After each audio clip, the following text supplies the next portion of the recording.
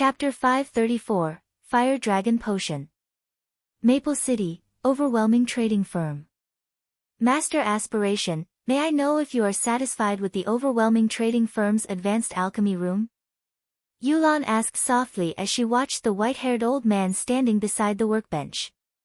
Currently, this old man held a purple glass bottle and gently swirled it around.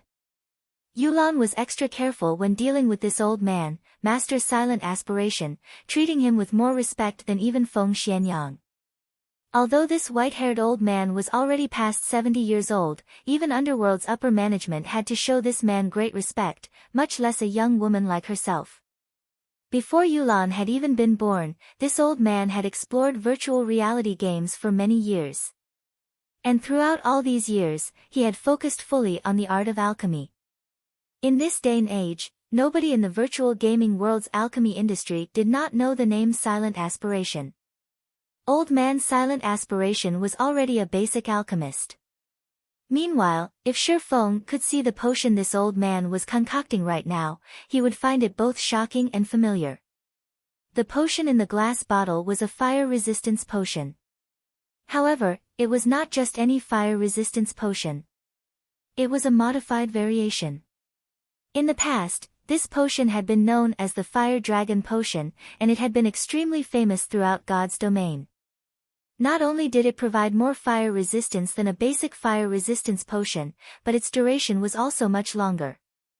Most importantly, the Fire Dragon Potion increased a player's strength by 10 points during its duration. The Fire Dragon Potion's effects could also stack to a maximum of 50 strength and 100 fire resistance.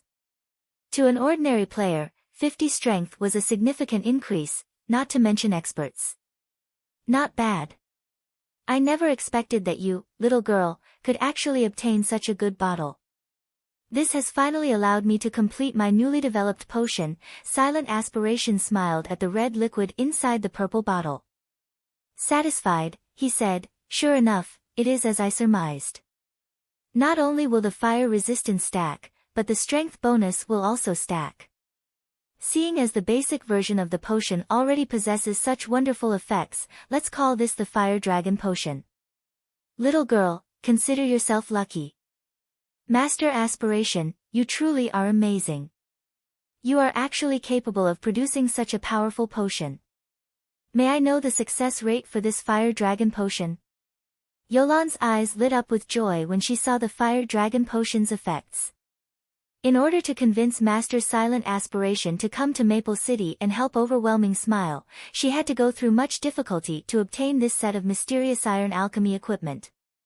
However, compared to the value of this Fire Dragon Potion, a set of mysterious iron alchemy equipment was nothing considerable. Relax.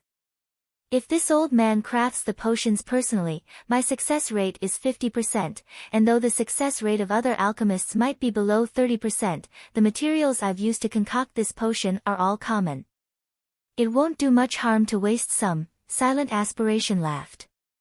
To develop the Fire Dragon Potion, he had invested a lot of time. Otherwise, he would have long since become an intermediate alchemist by now. Many thanks for Master Aspiration's help. Now that we have the Fire Dragon Potion, as long as we nurture a large number of alchemists, the candlelight trading firm will no longer be a problem, Yulan said confidently. As the creator of the Fire Dragon Potion, Silent Aspiration could distribute its recipe to as many people as he wanted. It would be extremely easy for the overwhelming trading firm to develop a small army of alchemists. Moreover, the overwhelming trading firm would have exclusive rights to sell the Fire Dragon Potion. It was far more precious than any rare forging design or recipe. It was impossible for anyone outside the trading firm to produce it. With this potion, who could possibly challenge the overwhelming trading firm? I've already produced what you requested. Little girl, if you wish to keep me here, you need to remember the secret silver equipment you promised me. Silent Aspiration reminded her to this old man, nothing was more valuable than refining his alchemy. In particular, the alchemy in God's domain was unbelievable. If possible, he would have immersed himself in research every day. Unfortunately, his equipment was not good enough. Otherwise, he would not have bothered helping Yulan. Master Aspiration, please rest assured. I have already found some clues leading to the set. I believe that it won't be long before we obtain a set of secret silver alchemy equipment for you, Yulan guaranteed. In the meantime, however, I will have to trouble Master Aspiration to produce a few more fire dragon potion recipes. That way, I can earn the money required to buy the alchemy equipment quickly. This is a simple task, Silent Aspiration laughed. As time passed by, the various guilds throughout God's domain no longer competed over dungeons. Instead, they had shifted their focus to competing in trade. This competition only grew fiercer as more time passed. This shift had occurred because everyone had seen just how profitable the candlelight trading firm was. After just 2 short days, many guilds had opened their own shops. Even Ouroboros had opened a shop in Starmoon City, though the shop was nowhere near the central district. However, Gentle Snow had not had much choice. She had seen just how much money the candlelight trading firm raked in every day. By the time Ouroboros collected enough reputation points and coins to purchase a golden land, the candlelight trading firm would have monopolized Starmoon City's trade. So, she made the decision to set up a shop in the city's outer district first. At the very least, the guild could gain a small income of coins this way. Meanwhile, Overwhelming Smile was even more amazing. Not only had the guild set up a shop in Maple City, but it had also opened another shop in White River City, challenging the candlelight trading firm. Young Master Feng, everything has been prepared. At noon, we should have a sufficient stockpile of the Fire Dragon Potion. At that time, our men will announce the sales of the potion throughout White River City. Even if the overwhelming trading firm is not situated in the golden areas, everyone will still swarm the shop. Moreover, the candlelight trading firm only has 3 people capable of producing the basic strengthened armor kits. When the time comes, it will fall to the overwhelming trading firm. Excellent. Yulan, you've done splendidly this time. You were actually able to obtain something as valuable as the Fire Dragon Potion. With this potion, the overwhelming trading firm will lure a large number of players. We'll reduce the prices for the other products as well. I want to see just how the candlelight trading firm plans to compete. Feng Xianyang said gleefully. Underworld had money and manpower. They could easily obtain a large stock of materials. In addition to Silent Aspiration's unlimited supply of Fire Dragon Potion recipes, each additional basic alchemist they nurtured would be one more capable of producing the Fire Dragon Potion. Currently, the overwhelming trading firm already possessed 6 basic alchemists. As more time passed, that number would only increase. On the other hand, the candlelight trading firm had no way to increase the number of forgers who could craft basic strengthening armor kits, no matter how many basic forgers they hired. Meanwhile, Candlelight's unsatisfied customers would naturally run to the overwhelming trading firm. After all, many level 25 dungeons required players to have fire resistance. One could say that the Fire Dragon Potion was more valuable to players than the basic strengthened armor kits. Moreover, every player only possessed limited funds. As the Fire Dragon Potion was cheaper than the basic strengthened armor kits, when comparing the benefits one could gain from the two, players would prioritize the Fire Dragon Potion. While Feng Xianyang fantasized about monopolizing White River City's trade with the overwhelming trading firm, Shifeng's work was in full swing. To maximize the benefits of the Book of Gold, Shifeng allowed all trustworthy advanced forging apprentices to become basic forgers and had them produce light stones ceaselessly for 2 days. As for Shifeng himself, after becoming a forger, he had unlocked the forging design for the intermediate mana armor kit. Hence, throughout the duration of the Book of Gold, he focused on forging intermediate armor kits without rest. In addition, during this time, Shifeng had secretly recruited Gentle Snow's help to establish a few candlelight trading firms in several other major cities, particularly the major cities in Starmoon Kingdom's eastern region. However, as Shifeng's money was limited, he had only established basic shops in these cities' outer districts. To establish these shops, Shifeng had invested all of the money he had earned during this time. He even spent the money the guild had earned through guild quests. Guild leader, we have met our intended goal. We can begin operations at any time, Melancholic Smile reported. Although she was somewhat tired, excitement filled her eyes. Chapter 535, Difference in Background. Begin selling them in the shops, then. Shifeng nodded. During the past 2 days, Shifeng had nearly 100 basic forgers produce light stones constantly. Their stock of light stones was enough to supply multiple cities. In addition, the proficiency gained during this period had allowed many advanced forging apprentices to earn the promotion to basic forgers. With this, they could meet the public's demand even after their current stockpile ran out. Guild leader, how much should we sell them for? Melancholic Smile asked. Previously, she had focused on her work fully, giving no thought as to how much they should sell the light stones for. The materials used to produce the light stones were very common. A 20-piece stack of light stones cost less than 3 silver to craft. Factoring in a basic forger's success rate, which was just slightly above 50%, the total cost would be around 6 silver per stack. Simple. Sell each piece for 1 silver and each stack for 19 silver, Shifeng stated directly.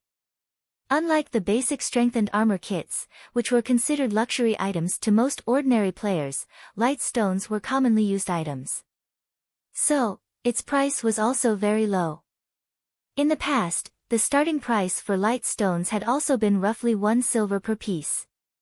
Any higher and players would begin to feel cheated.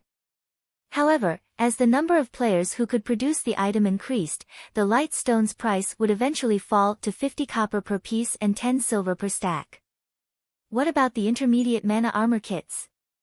Melancholic Smile asked. In reality, Melancholic Smile didn't believe that the light stones were candlelight trading firm's trump card, rather, she believed that their success lay in the intermediate mana armor kits. Only Shifeng could produce the intermediate armor kit as nobody else had the design. This was the candlelight trading firm's greatest advantage. Others might not realize this, but the reason behind Starstreak trading firm's fierce competitive edge was the basic mana armor kit. Even now, the basic mana armor kits were still highly sought after by elite players. Intermediate mana armor kit can be made into either physical or magical intermediate armor kit. Bound to character after equipping. Intermediate physical armor kit. Defense plus 200. Strength plus 10, endurance plus 12, agility plus 10. Maximum binding limit per character, 3, can only be bound to level 25 equipment or above.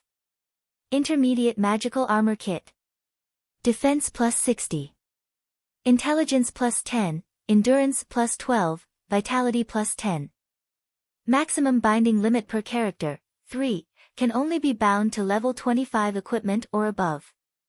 If a player equipped 3 intermediate mana armor kits, the total attributes they received would be the equivalent of wearing an additional piece of level 25 dark gold equipment.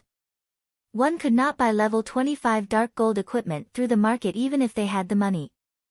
Many people offered prices of 20 gold or more for non-MT dark gold equipment, not to mention dark gold weapons and equipment for MTs. Currently, God's Domain's elite players were around level 25, so they could conveniently use the intermediate mana armor kits. Hence, now was the best time to sell them. However, it was also this reason that made it difficult for Shifeng to set the price for the kits. He could neither sell it too cheap nor too expensive. Moreover, there was also the fact that he wouldn't have a lot of free time to produce the intermediate mana armor kits. Let's set them of 5 gold for now, Shifeng said after pondering for a long moment. Although the various guilds currently busied themselves with commerce and had already spent a significant sum of money, they should still possess a small amount of gold. To claim the first clears of large-scale team dungeons, they would have no qualms about spending several hundred gold to equip a team fully with intermediate mana armor kits.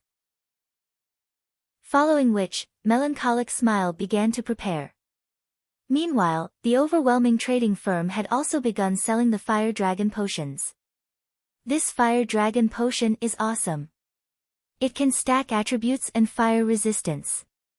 With this potion, raiding level 25 team dungeons will be a breeze. The only downside is the price. Each bottle actually costs 10 silver. The MT alone will require 5 bottles per run.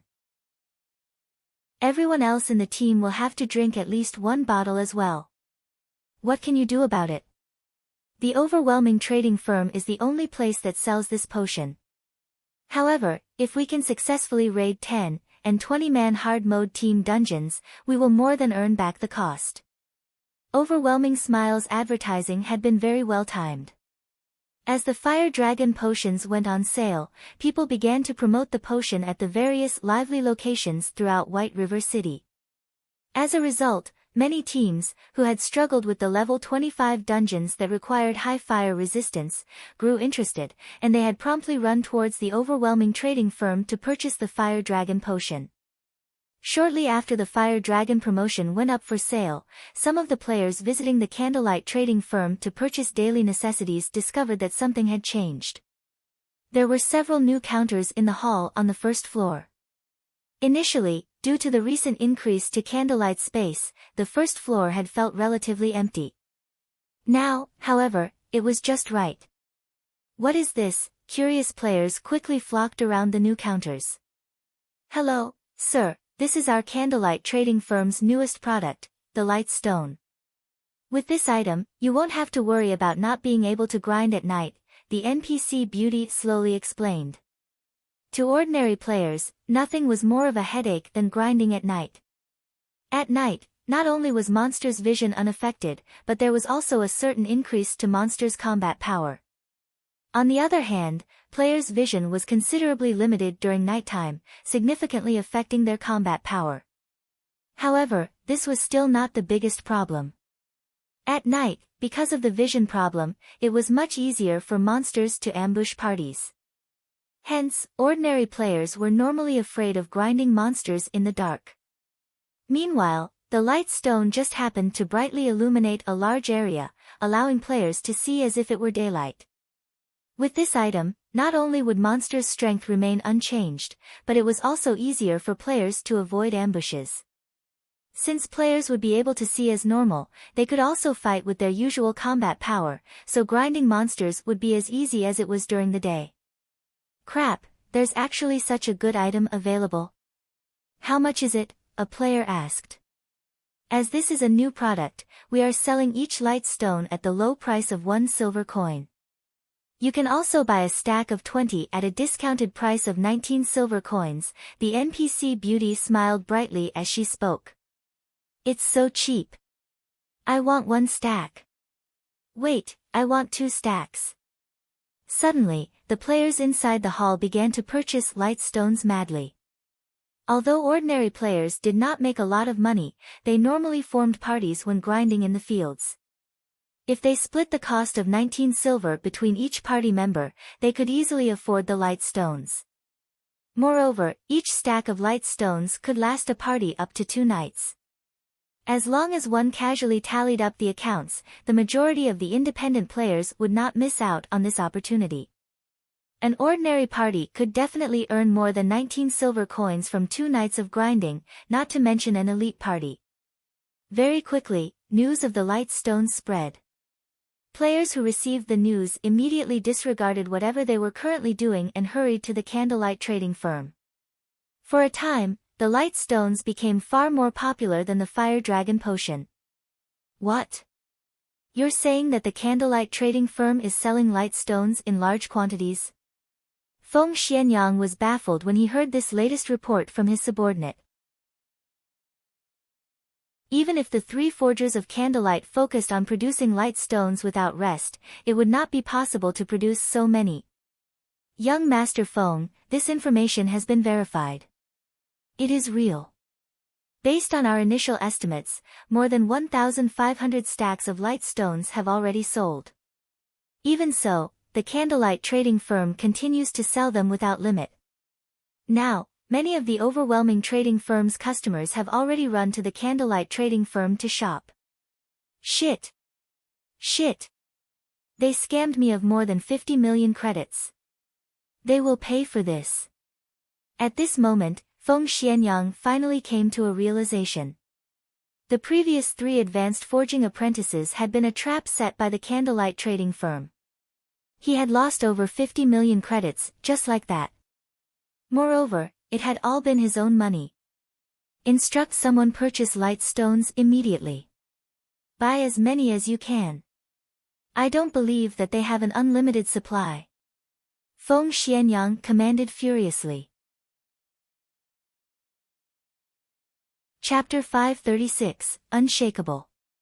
Under Feng Xuanyang's command, Yulan, who was currently in Maple City, gave a new command. Reduce their prices further.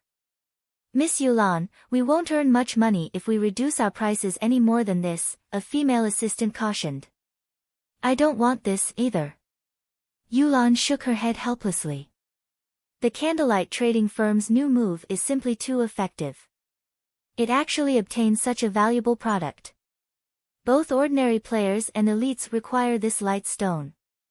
Although our fire dragon potions are also very useful, only elite teams and various guilds can afford to buy them. Meanwhile, our stock of fire dragon potions is very limited. As a competitive edge, it stands no chance against the light stone at all. If they wanted to lure players to the overwhelming trading firm, their only option was to do so with their common products. Right, from this moment onwards, halt all sales of the Fire Dragon Potion in White River City, Yulan said after giving it some more thought. Their supply of Fire Dragon Potions had already been insufficient to meet the demands of Maple City. Now that they had opened a shop in White River City as well, their stock had stretched even thinner, further reducing the overwhelming trading firm's competitive edge. Moreover, there was a city tax imposed for selling the Fire Dragon Potions in White River City. This was also a considerable expenditure. So, now, their best option was to maintain the overwhelming trading firm's competition in Maple City above all else. Understood, the female assistant then left the meeting room. Overwhelming trading firm's price reduction on its common goods had indeed attracted more ordinary players.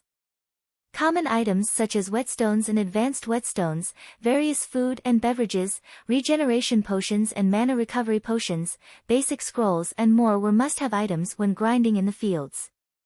Now that the overwhelming trading firm offered a 40% discount on these items, many ordinary players ran to its shops to purchase these items. For a time, the weakened overwhelming trading firm in Maple City suddenly stood on equal footing with the candlelight trading firm. The candlelight trading firm had the basic strengthened armor kits and the light stones. The overwhelming trading firm possessed the Fire Dragon Potion and discounts on common goods. This situation overjoyed Maple City's players. While the candlelight trading firm did not possess too large of an advantage in Maple City, in other cities, however, it was an entirely different story. The trading firm was like the sun at high noon in these cities. Because of the light stones, a large number of players swarmed the candlelight trading firm's shops. Most of these players might have initially arrived with the intention of only purchasing the light stones. However, upon seeing the wide array of products the trading firm offered, they fell prey to temptation and bought other items as well. Suddenly, the candlelight trading firm's income exploded. Meanwhile, the trading firm's most exaggerated sources of income were still Starmoon City and White River City. As the candlelight trading firm had set up its shops on these two cities' golden lands, it had instantly become an unshakable player-owned trading firm there. The traffic other player-owned trading firms enjoyed was nothing compared to what the candlelight trading firm saw. Starmoon City and White River City were Starmoon Kingdom's first and second most populated cities, respectively. Naturally, the income they could offer was astonishing.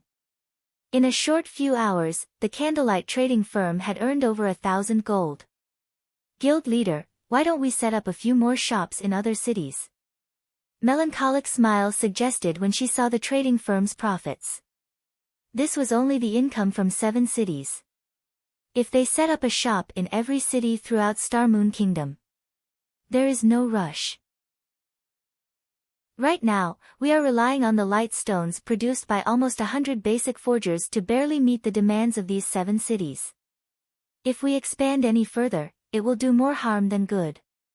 We should focus on nurturing a large number of forgers and alchemists, Shi Feng said with utter calm. As for the income of over 1,000 gold in just a few hours, Shi Feng did not consider it odd in the least. However, players only purchased the light stones in large quantities at the moment due to their lack of the item. Once they had their own stock, they would only need to purchase them to resupply. Hence, the candlelight trading firm's income would decrease gradually as more time went by. Regardless, it would still be a frightening amount of money. Guild leader, what about the intermediate mana armor kits? Melancholic Smile asked. Previously, Shi Feng had told her to hold off on offering the kits for sale, confusing her. Have you not noticed that someone in White River City is buying light stones in absurd quantities? Shi Feng laughed. There seems to be someone like that. When I examined the statistics, I discovered that someone had purchased 500 stacks in one go for a total of 95 gold. Afterward, 2 others had purchased 300 stacks and 400 stacks, respectively. Even if these people bought the light stones for their own guilds, they should not need to buy so many. Melancholic Smile nodded. Someone is intentionally trying to clean out our stock of light stones. If we push out the intermediate mana armor kits right now, what would we do if that person stops buying our light stones? Since someone is willingly purchasing our light stones in large quantities, who are we to stop them from giving us their money? Shi Feng laughed. The production of light stones was very fast. If a basic forger crafted them, the process for each stone would typically take around 6 to 8 seconds. After all, the materials only needed a little processing, and the finished product just needed a coating of magic runes. Though the process of adding the magic runes was somewhat troublesome initially, that would not be a problem once the forgers were accustomed to it. After that, the only problem remaining was the success rate. Basic forgers had a 60% success rate for forging the light stones. If they had good equipment and tools, their success rate could be increased to around 70% or so. In other words, as there were 48 hours in each day in God's domain, a single basic forger could produce roughly 20,000 light stones per day. If 100 people worked for 2 days continuously, they would have 4 million light stones. Moreover, this was only with the condition that basic forgers produced the light stones. This time, Shi Feng had distributed all of the light stone forging designs, allowing many other advanced forging apprentices to learn it as well. Only, their production speed was slightly slower. 4 million stones were the equivalent of 200,000 stacks. If they sold each stone at 1 silver and each stack at 19 silver, one would have to spend 38,000 gold to purchase them all. In all of God's domain, Shi Feng did not believe that anyone possessed 38,000 gold. And even if someone did, nobody would be so stupid as to spend it all on light stones. They would have long since invested it into buying lands. Currently, Feng Xianyang sat at one of the open-air tables in a high-class restaurant. He held a light stone in his hand, admiring it. This item's effects are truly impressive. If we buy out all the candlelight trading firm's stockpile, they will have no choice but to limit the amount they sell. At that time, it will be the overwhelming trading firm's time to shine, Feng Xianyang laughed coldly.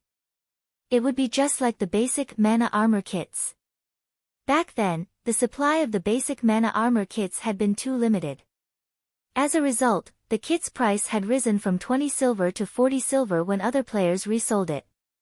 Even then, plenty of people still purchased them. As soon as the candlelight trading firm began limiting the amount of light stones it sold, he could turn around and sell the light stones he bought at an increased price. At that time, even if he sold them at 1.5 times the original price, a large number of players would still buy them. He would not have to fear a lack of customers.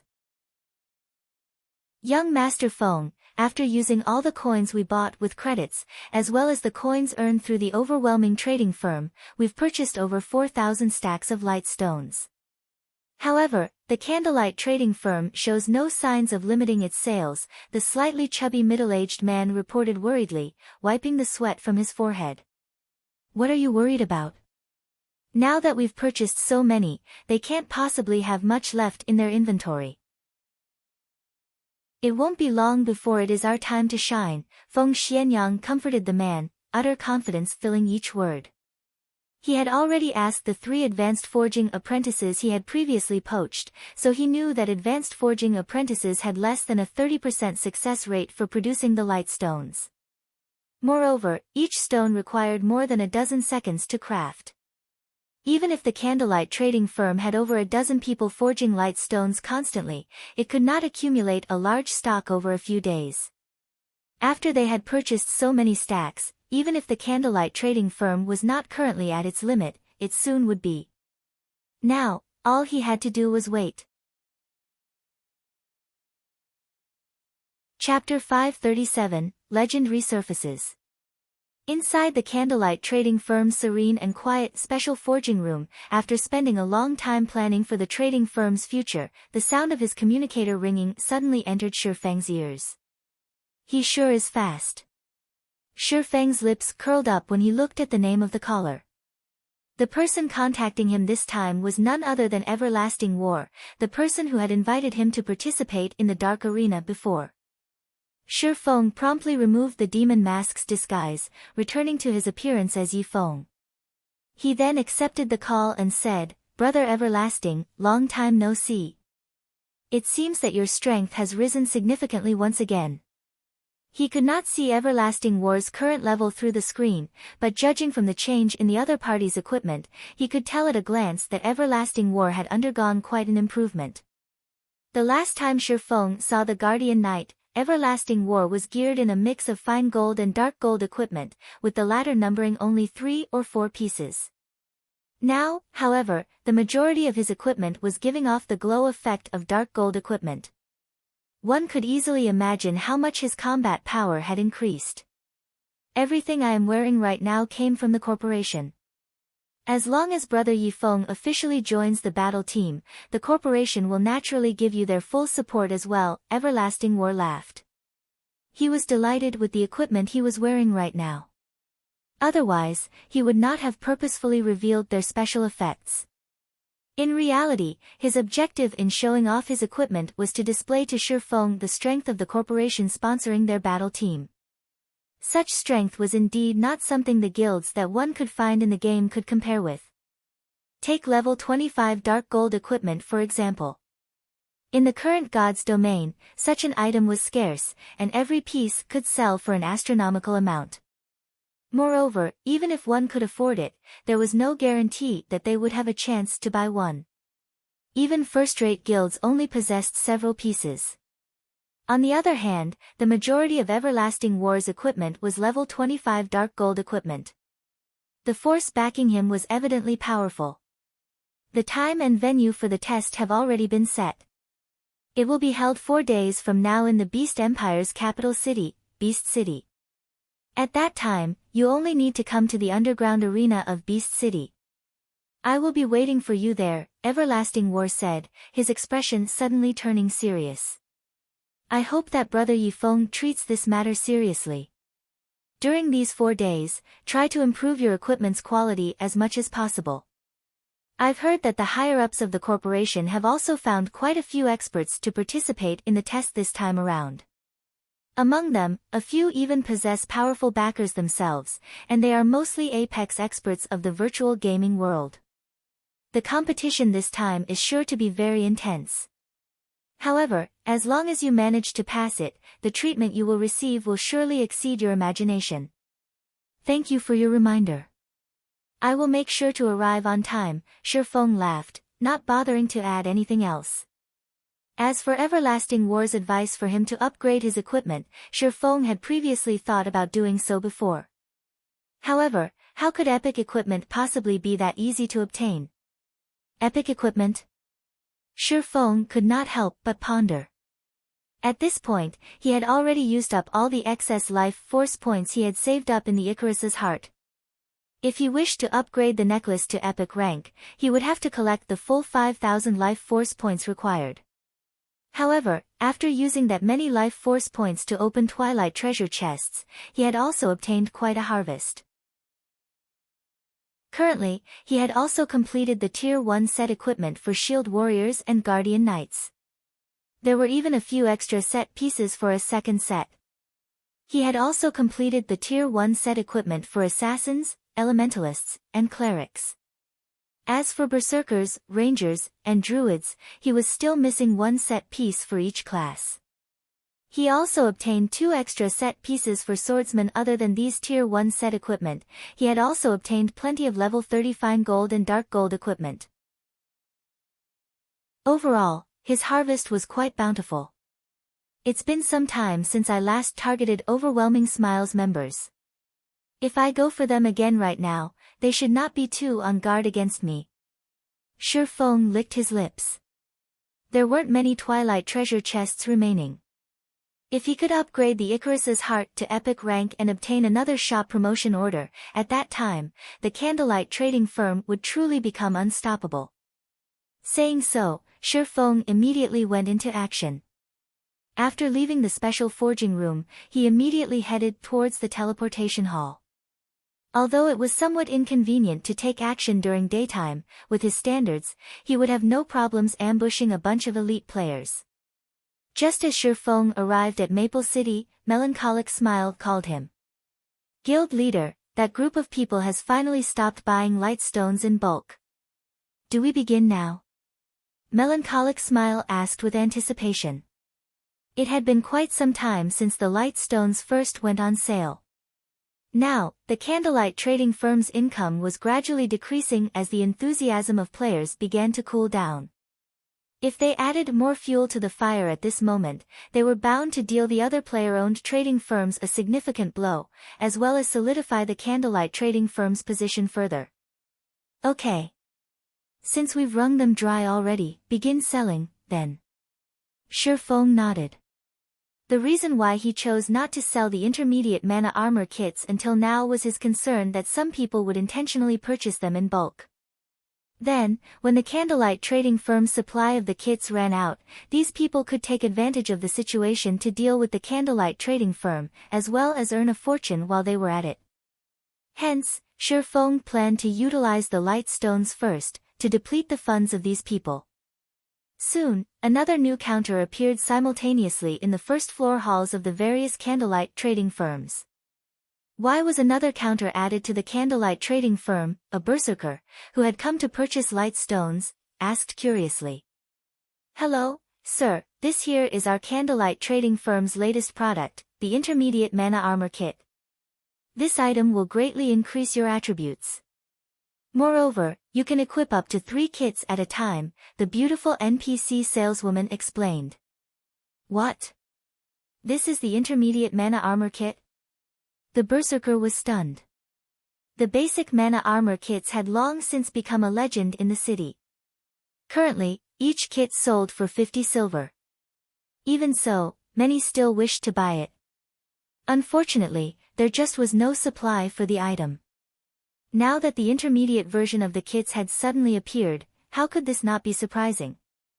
After the berserker read the item description of the intermediate mana armor kit multiple times, he was finally sure that he was not hallucinating. Such powerful attributes.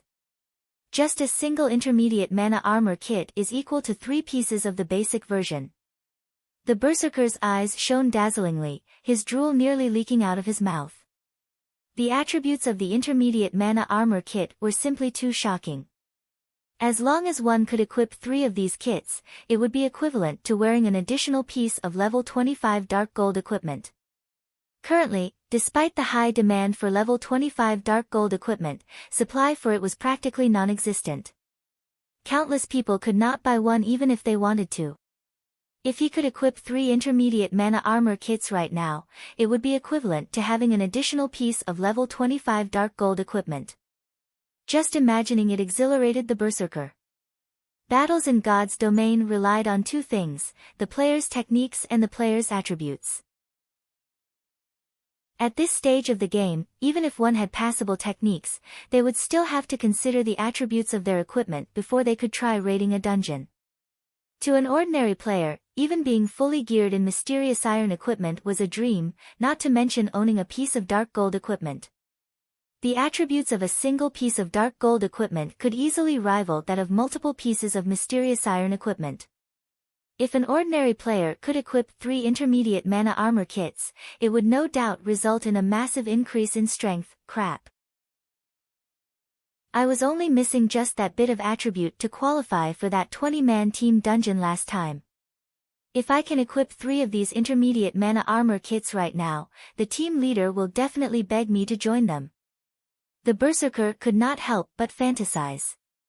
However, when he laid his eyes on the price of the kits, each intermediate mana armor kit actually cost 5 gold. Suddenly, the berserker was dumbfounded. Although ordinary players could not afford to buy the kit, news about it still spread like lightning. The kits became the headline news on the official forums right away. Shocking emergence of the intermediate mana armor kits. Chapter 538, Causing a Commotion in Starmoon Kingdom. The appearance of the intermediate armor kits immediately caused a commotion. News about the candlelight trading firm spread like a pandemic throughout the entire Starmoon Kingdom.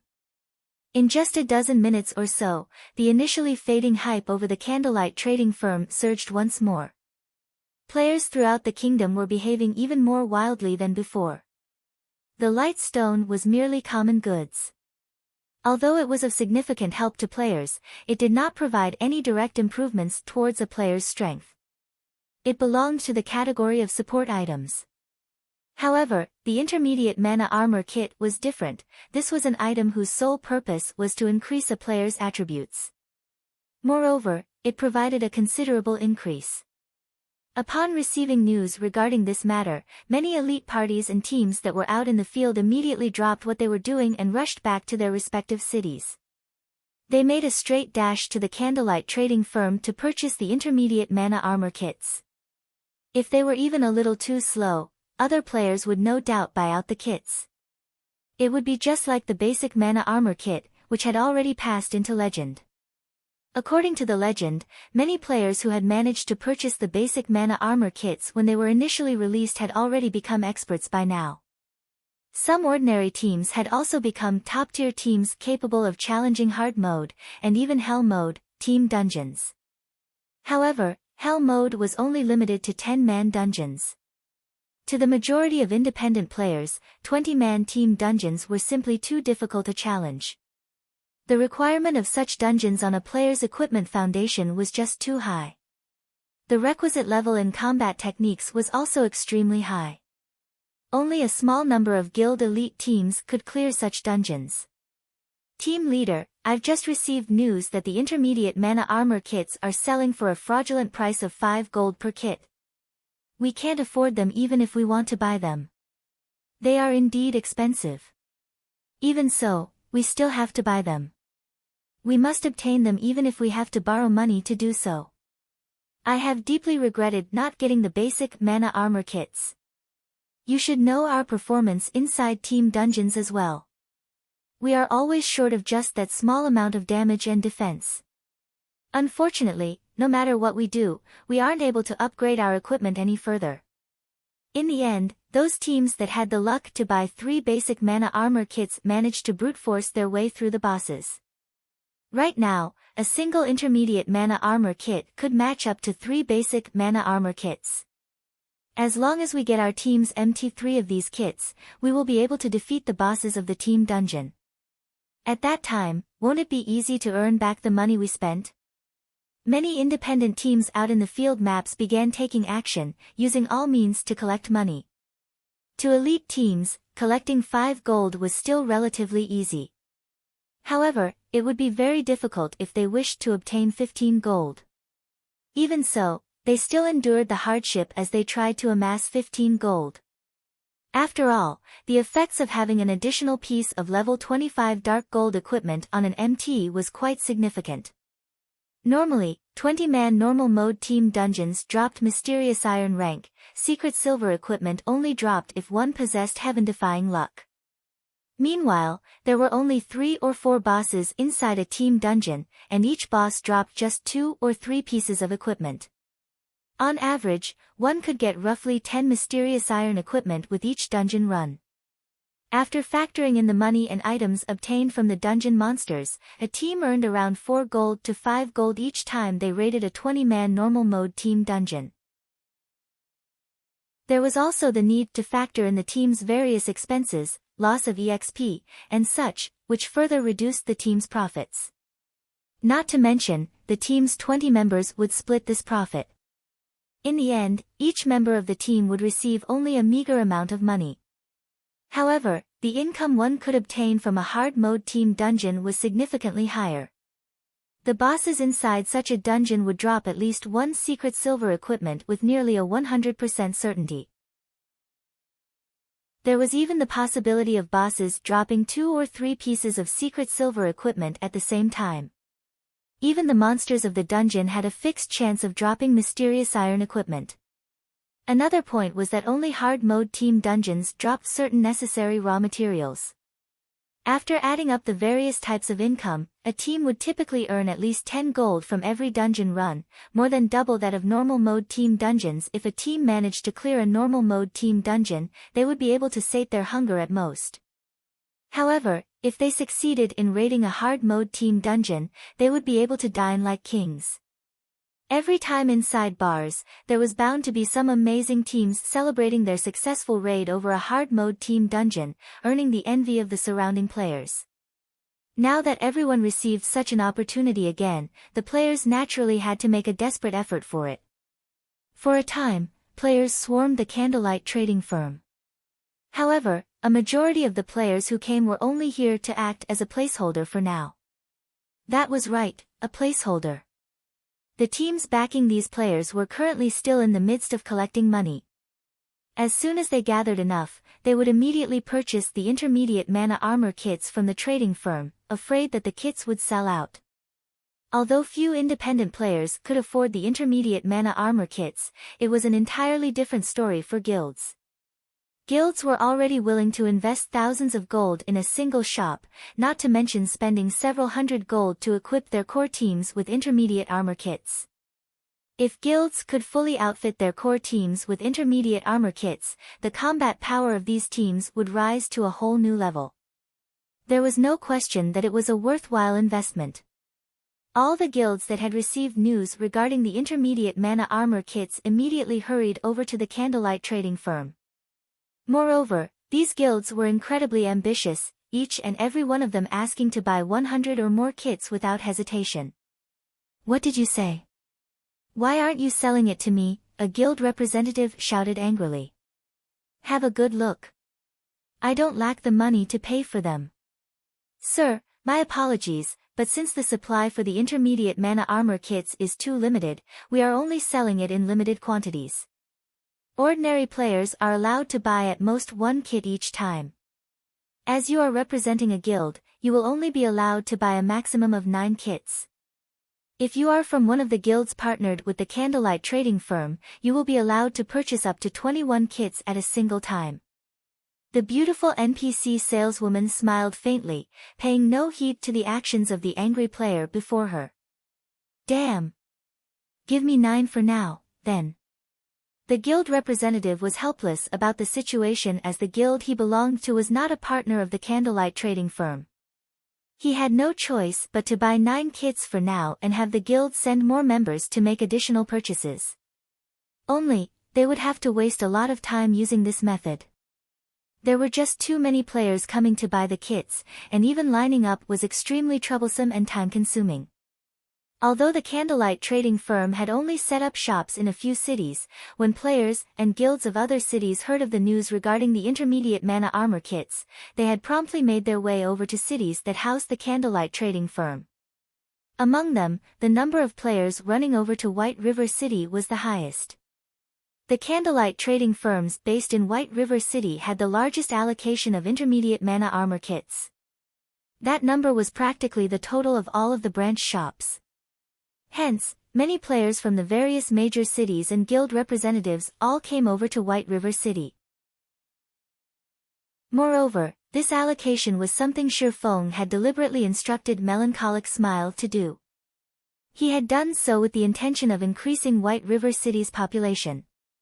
Once everyone realized the uniqueness of White River City, some players would surely consider developing themselves here instead, out of convenience. Meanwhile, this would indirectly increase Zero Wing's strength.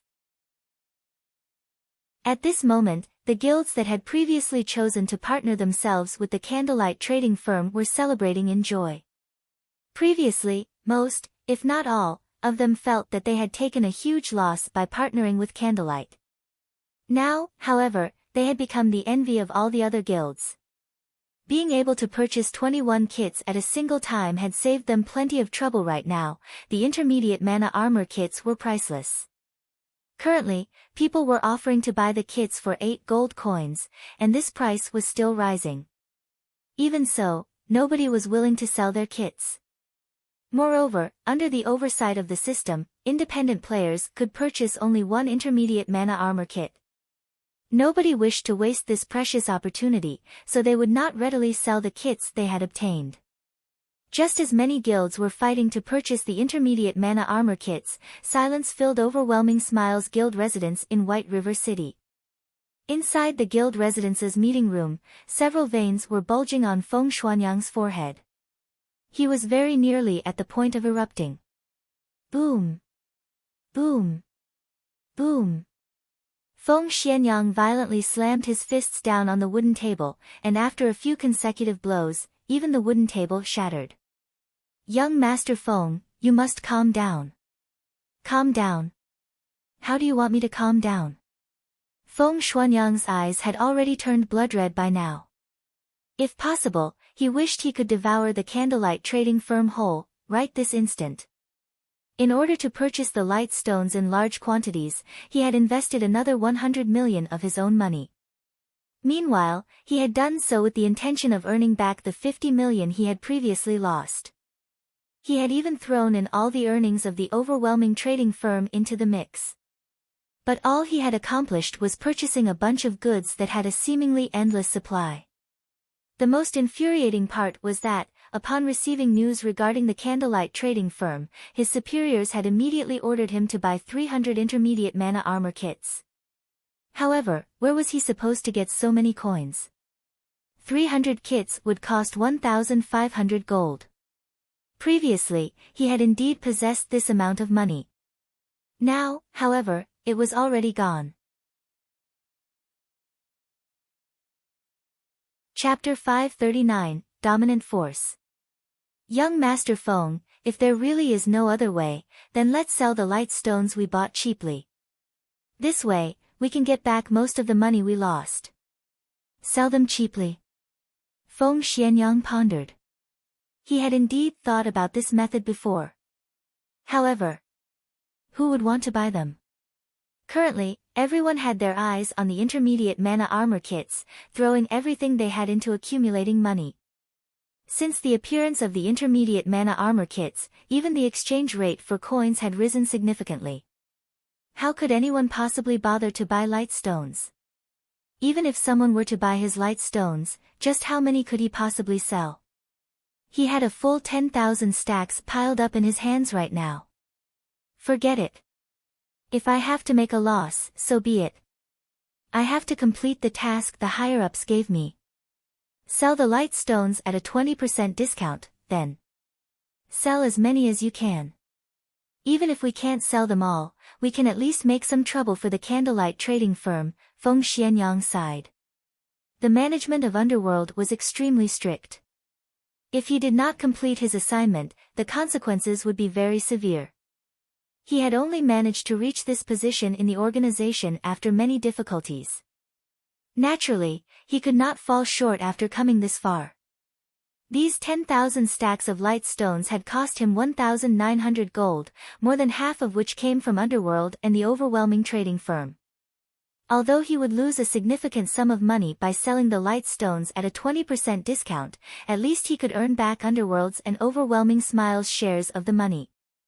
He would also have the 1,500 gold required to purchase the 300 intermediate mana armor kits. Sometime later, the overwhelming trading firm also began selling light stones. Moreover, due to Underworld's connections, Feng Xuanyang managed to quickly get in touch with the various guilds around Star Moon Kingdom. Light stones were still not available in many cities around the kingdom, which left the demands of many players unsated. So, selling the light stones at a 20% discount prompted many players to fight to purchase them.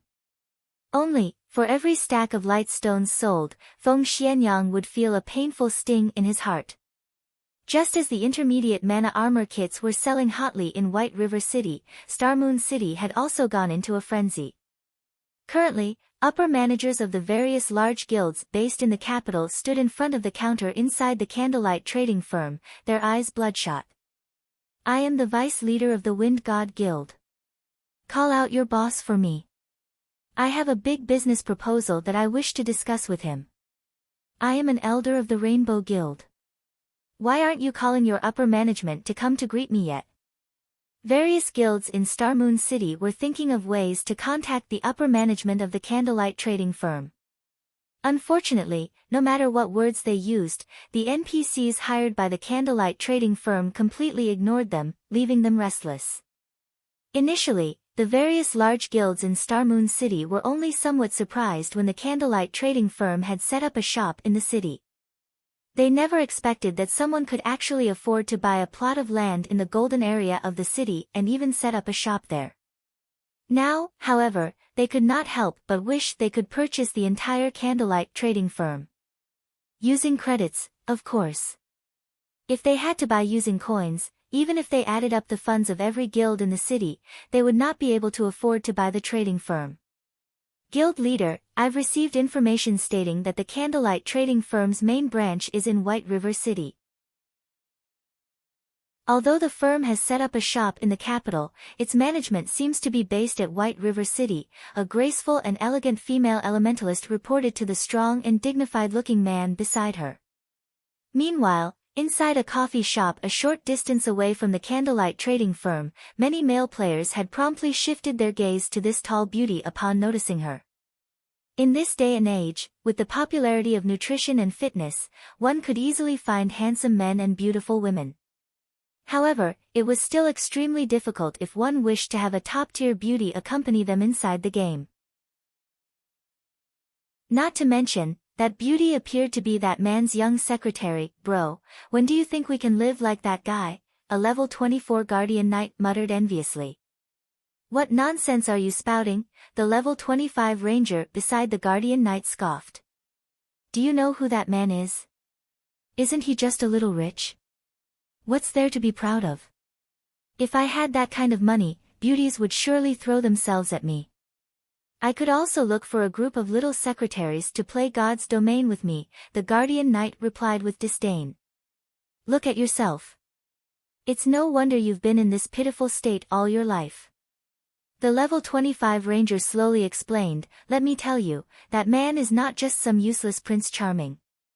He is someone who has achieved success due to his own efforts. Moreover, he's only 34 years old. I am also certain that you have heard of his name before. What's he called? The Guardian Knight asked curiously. He's the Star Alliance's guild leader, Galaxy Past, the Ranger laughed. He then looked towards the woman standing beside Galaxy Past, adding, that beauty is also no ordinary person. She is Purple Eye. She was ranked 931st in the latest God's Domain ranking list. Although her rank is lower than Red Feather's, her strength is even superior to his. Do you think you can hire such a beautiful expert as your secretary just because you have money? The Guardian Knight fell silent, no longer daring to speak another word. Star Alliance was currently one of the two top guilds in Star Moon City. However, as Ouroboros recently had a change in leadership and was facing problems with internal strife, Star Alliance had more or less become Star Moon City's #1 guild. He would simply be seeking his own death if he dared to fool around with Galaxy Past's little secretary inside Star Moon City. He might even end up returning to level 0 in the very next day. Guild leader, do you think they are talking about you? Purple Eye laughed. How could it possibly be me? They are clearly talking about the great beauty at my side, Galaxy Past laughed. Alright, ignore them. We have more important matters to address. Now that the intermediate mana armor kit has appeared, nobody in Star Moon Kingdom can afford to sit still and do nothing. It seems that we'll have to make a trip to White River City. Star Moon Kingdom's eastern region has always been secretly controlled by that mysterious organization named Underworld. We have always minded our own business. If we head over to their territory right now, I'm afraid that it would bring about negative effects, Purple Eye warned. I don't care. If we let Underworld monopolize the intermediate mana armor kits, what will we do about our development, then? A cold glint flashed across Galaxy Past's eyes as he said, in reality, Underworld has long since been an eyesore.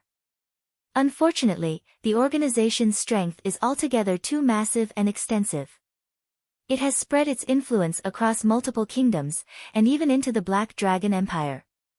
So, before this, I would only avoid looking for trouble with Underworld if possible. However, if Underworld thinks it can monopolize the intermediate mana armor kits, they can think again.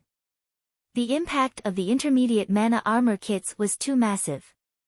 Just being able to have every member of their core team receive the attributes of an extra piece of level 25 dark gold equipment was already very frightening.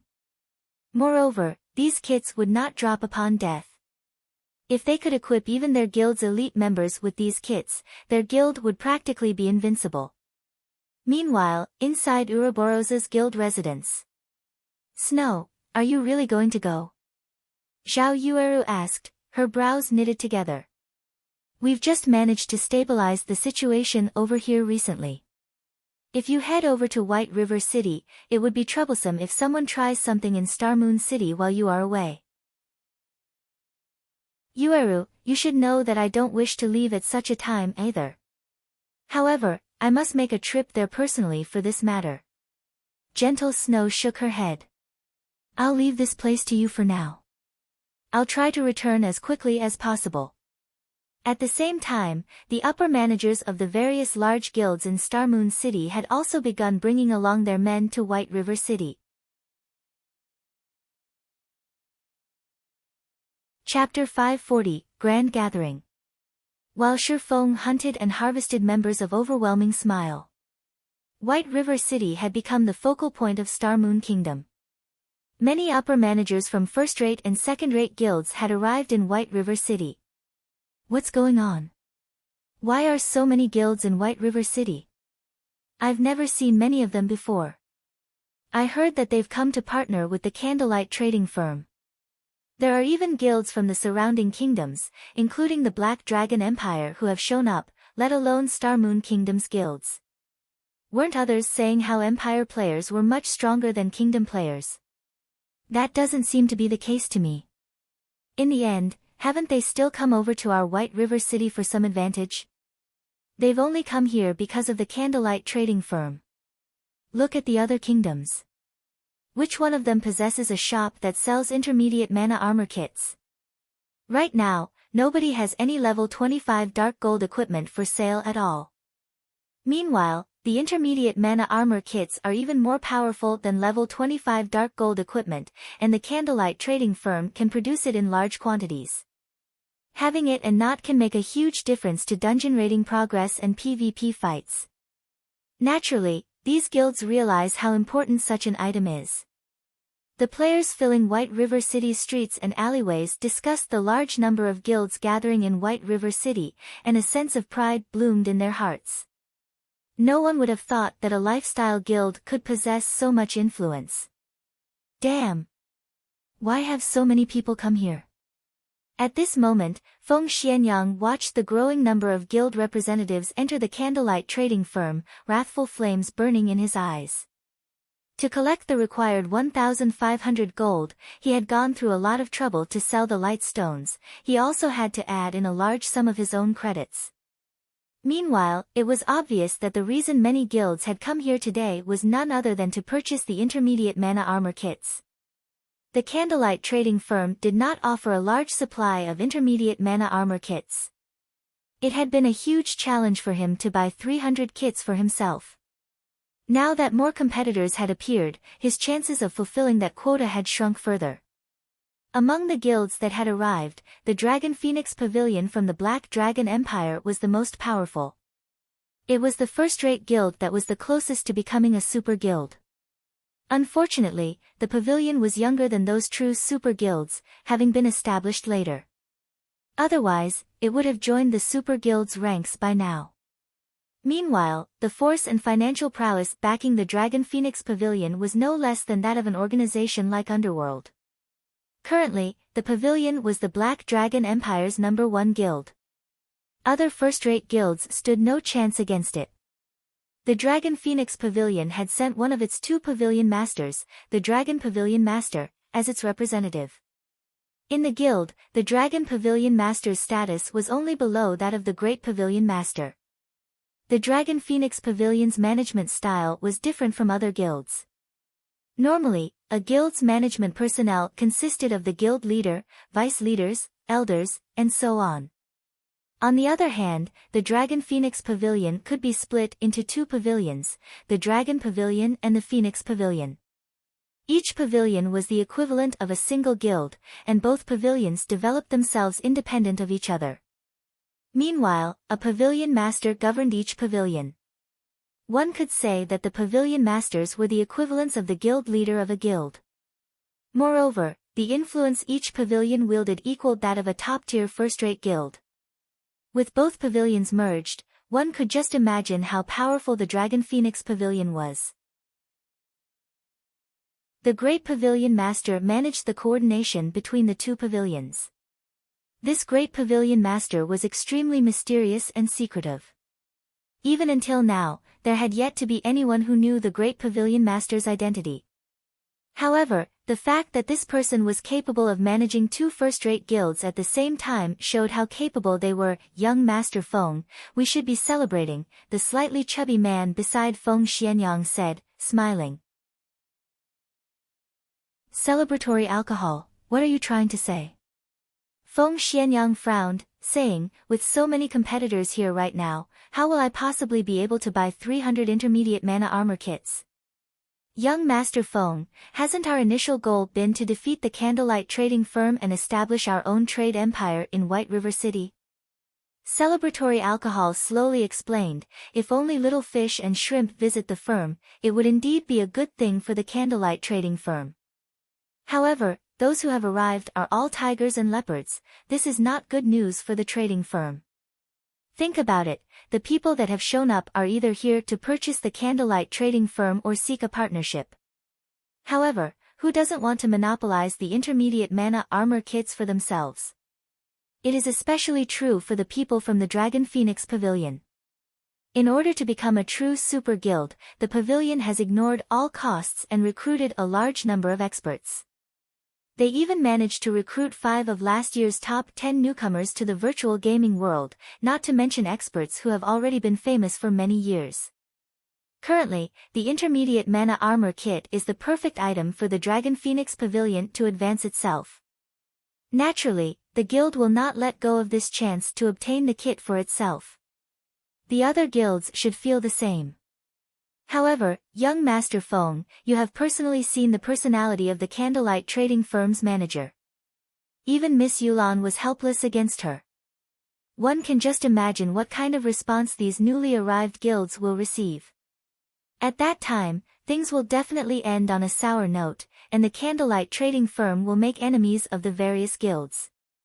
At that time, not only will we have the opportunity to complete the task given by the higher-ups, but we can also take the opportunity to deal with the Candlelight Trading Firm. When celebratory alcohol finished speaking, realization dawned upon Feng Xianyang. You're right. We'll have a good show to watch this time. Feng Xianyang began laughing madly. On the surface, although this seemed like a grand gathering, in reality, it was a festival of murder. If the Candlelight Trading Firm offended the guilds that had arrived, these guilds would hold nothing back to suppress the Candlelight Trading Firm. If Underworld added fuel to the fire, who would dare to supply the Candlelight Trading Firm? Who would dare sell their materials to the Candlelight Trading Firm? Any guild or workshop that did would lose any hope of succeeding in God's domain. Even if the Candlelight Trading Firm were only a lifestyle guild and could not be dealt with like a combat guild, it could not survive without materials, forging designs, recipes, and other such items. Sooner or later, the items that were highly sought after now would become obsolete. At that time, the candlelight trading firm would be finished. Big sis melancholic, there are so many guilds in the first floor's hall today that I nearly lost count. There are over 100 guilds who registered to meet with us to discuss business. Among them, there are over a dozen first-rate guilds. It also seems that they have come with bad intentions. What should we do? One of Melancholic Smile's female assistants asked nervously. No ordinary player would ever have dreamed such a scene. Star Moon Kingdom only had several first-rate guilds. Now, not only had every one of these first-rate guilds arrived, but there were even first-rate and second-rate guilds from other kingdoms and empires as well. I understand. Have the NPCs welcome them for now. I'll try to think of a solution in the meantime. Melancholic Smile also struggled with the situation. She had never expected that the intermediate mana armor kits would have such a huge influence. They had attracted a pack of hungry wolves and beasts to their doorstep. If she had known something like this would happen, she never would have suggested that Shifeng sell the intermediate mana armor kits.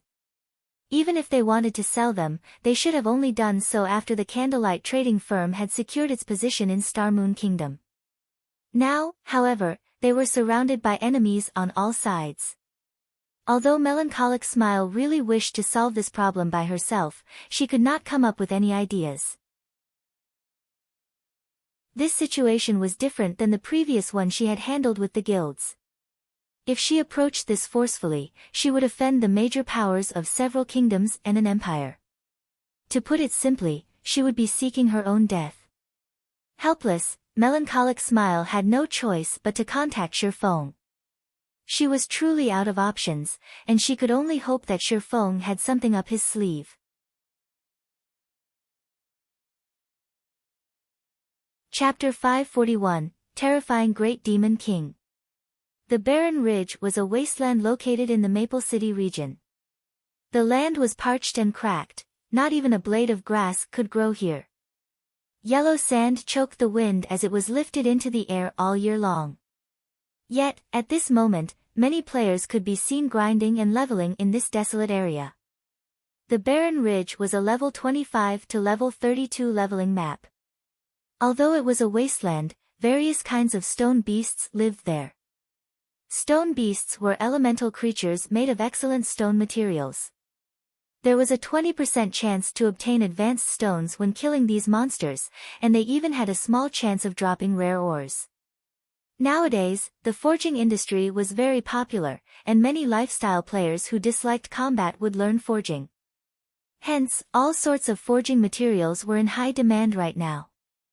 Even if the Barren Ridge did not contain treasure chests or advanced quests, many players still preferred to grind for stones and ores here while leveling up. The various large guilds had monopolized the high-resource maps surrounding every city, leaving no room or access to ordinary players. If an ordinary player were discovered trespassing into a guild-run zone, the guild members would either chase them away or kill them on the spot. Knowing this, ordinary players naturally avoided these high-resource maps. Instead, they could only explore ordinary maps such as the Barren Ridge. However, after Shifeng's last visit to the Dragon Ridge, Overwhelming Smile's members avoided the zone at all costs. Instead, they had come to the Barren Ridge to grind and level up. This resulted in ordinary players flooding the Dragon Ridge, and Maple City's ordinary players came to admire the name Black Flame. One man was capable of forcing an entire guild to concede. Black Flame's strength was inconceivable. Laughing Heaven, Overwhelming Smile's guild leader, wanted nothing more than to hack Shifeng into thousands of tiny pieces. Unfortunately, even Laughing Heaven's hands were tied. Based on Warwolf's report, Shifeng's base attributes were simply too high. He was far beyond experts like them. If they wanted a fighting chance against him, they needed to upgrade their equipment and base attributes first. Before that happened, however, they could only try their best to keep hidden. Of course, there were other methods they could use, such as hunting Shifeng in large teams. However, a team of several hundred players would not be enough. A single large-scale destruction spell would be more than enough to annihilate most of the team. At the very least, they needed to mobilize armies of over 1,000 players. Unfortunately, Shi Feng's whereabouts were unknown. It was practically impossible to trap him with thousands of players. So, they had no choice but to endure until they possessed a strategic-level expert capable of rivaling Black Flame. Damn, just how long do we have to grind here? A level 24 summoner from Overwhelming Smile grumbled. Since when have Overwhelming Smile members ever suffered such a loss before? We are actually forced to this godforsaken place. Isn't he just one expert? I don't believe that we can't take him out if several hundred of us gang up on him. Shoo. Be quiet. What if your big mouth really summons that person? The level 25 elementalist serving as the team's leader warned the summoner softly, frowning as he carefully observed his surroundings. You were lucky that you weren't out that night. If you experienced that volcanic power, you would know that even a team of hundreds of players would be no different than ants. Moreover, not even the shield warriors and guardian knights with high HP and defense survived a single hit from that expert. Many among the team nodded their agreement to the elementalist's words. Although it was currently daytime, they could still recall the madness of that night as if it had happened yesterday. Team leader, aren't you over-exaggerating? Although our current equipment isn't top tier, even someone fully geared with level 25 dark gold equipment should not be able to kill our team's guardian knights and shield warriors in one hit, right? The summoner replied, refusing to believe his team leader's claim. Moments after this summoner finished speaking, a black figure suddenly descended from the sky. Don't believe it? Why don't you experience it yourself, then? The person who had flown down from the sky was none other than Shi Feng himself. The barren ridge was ridiculously large, and Overwhelming Smile's members had scattered across the map. For efficiency's sake, Shi Feng had no choice but to activate Wind Rider to hunt these people. When Shi Feng noticed this 100-man team from Overwhelming Smile, he had immediately flown towards them. The instant Shi Feng descended, he switched the aura of wind to the aura of fire and launched a firestorm from above, covering a radius of 30 yards. Flames filled the sky, burning everything in its vicinity to ash and dust. Even the level 27 stone beasts, which possessed high magic resistance and 5,000 HP, died with the first wave of damage, not to mention players whose HPs were below 5,000 and had zero magic resistance. In the blink of an eye, less than 30 players remained of Overwhelming Smile's 100-man team.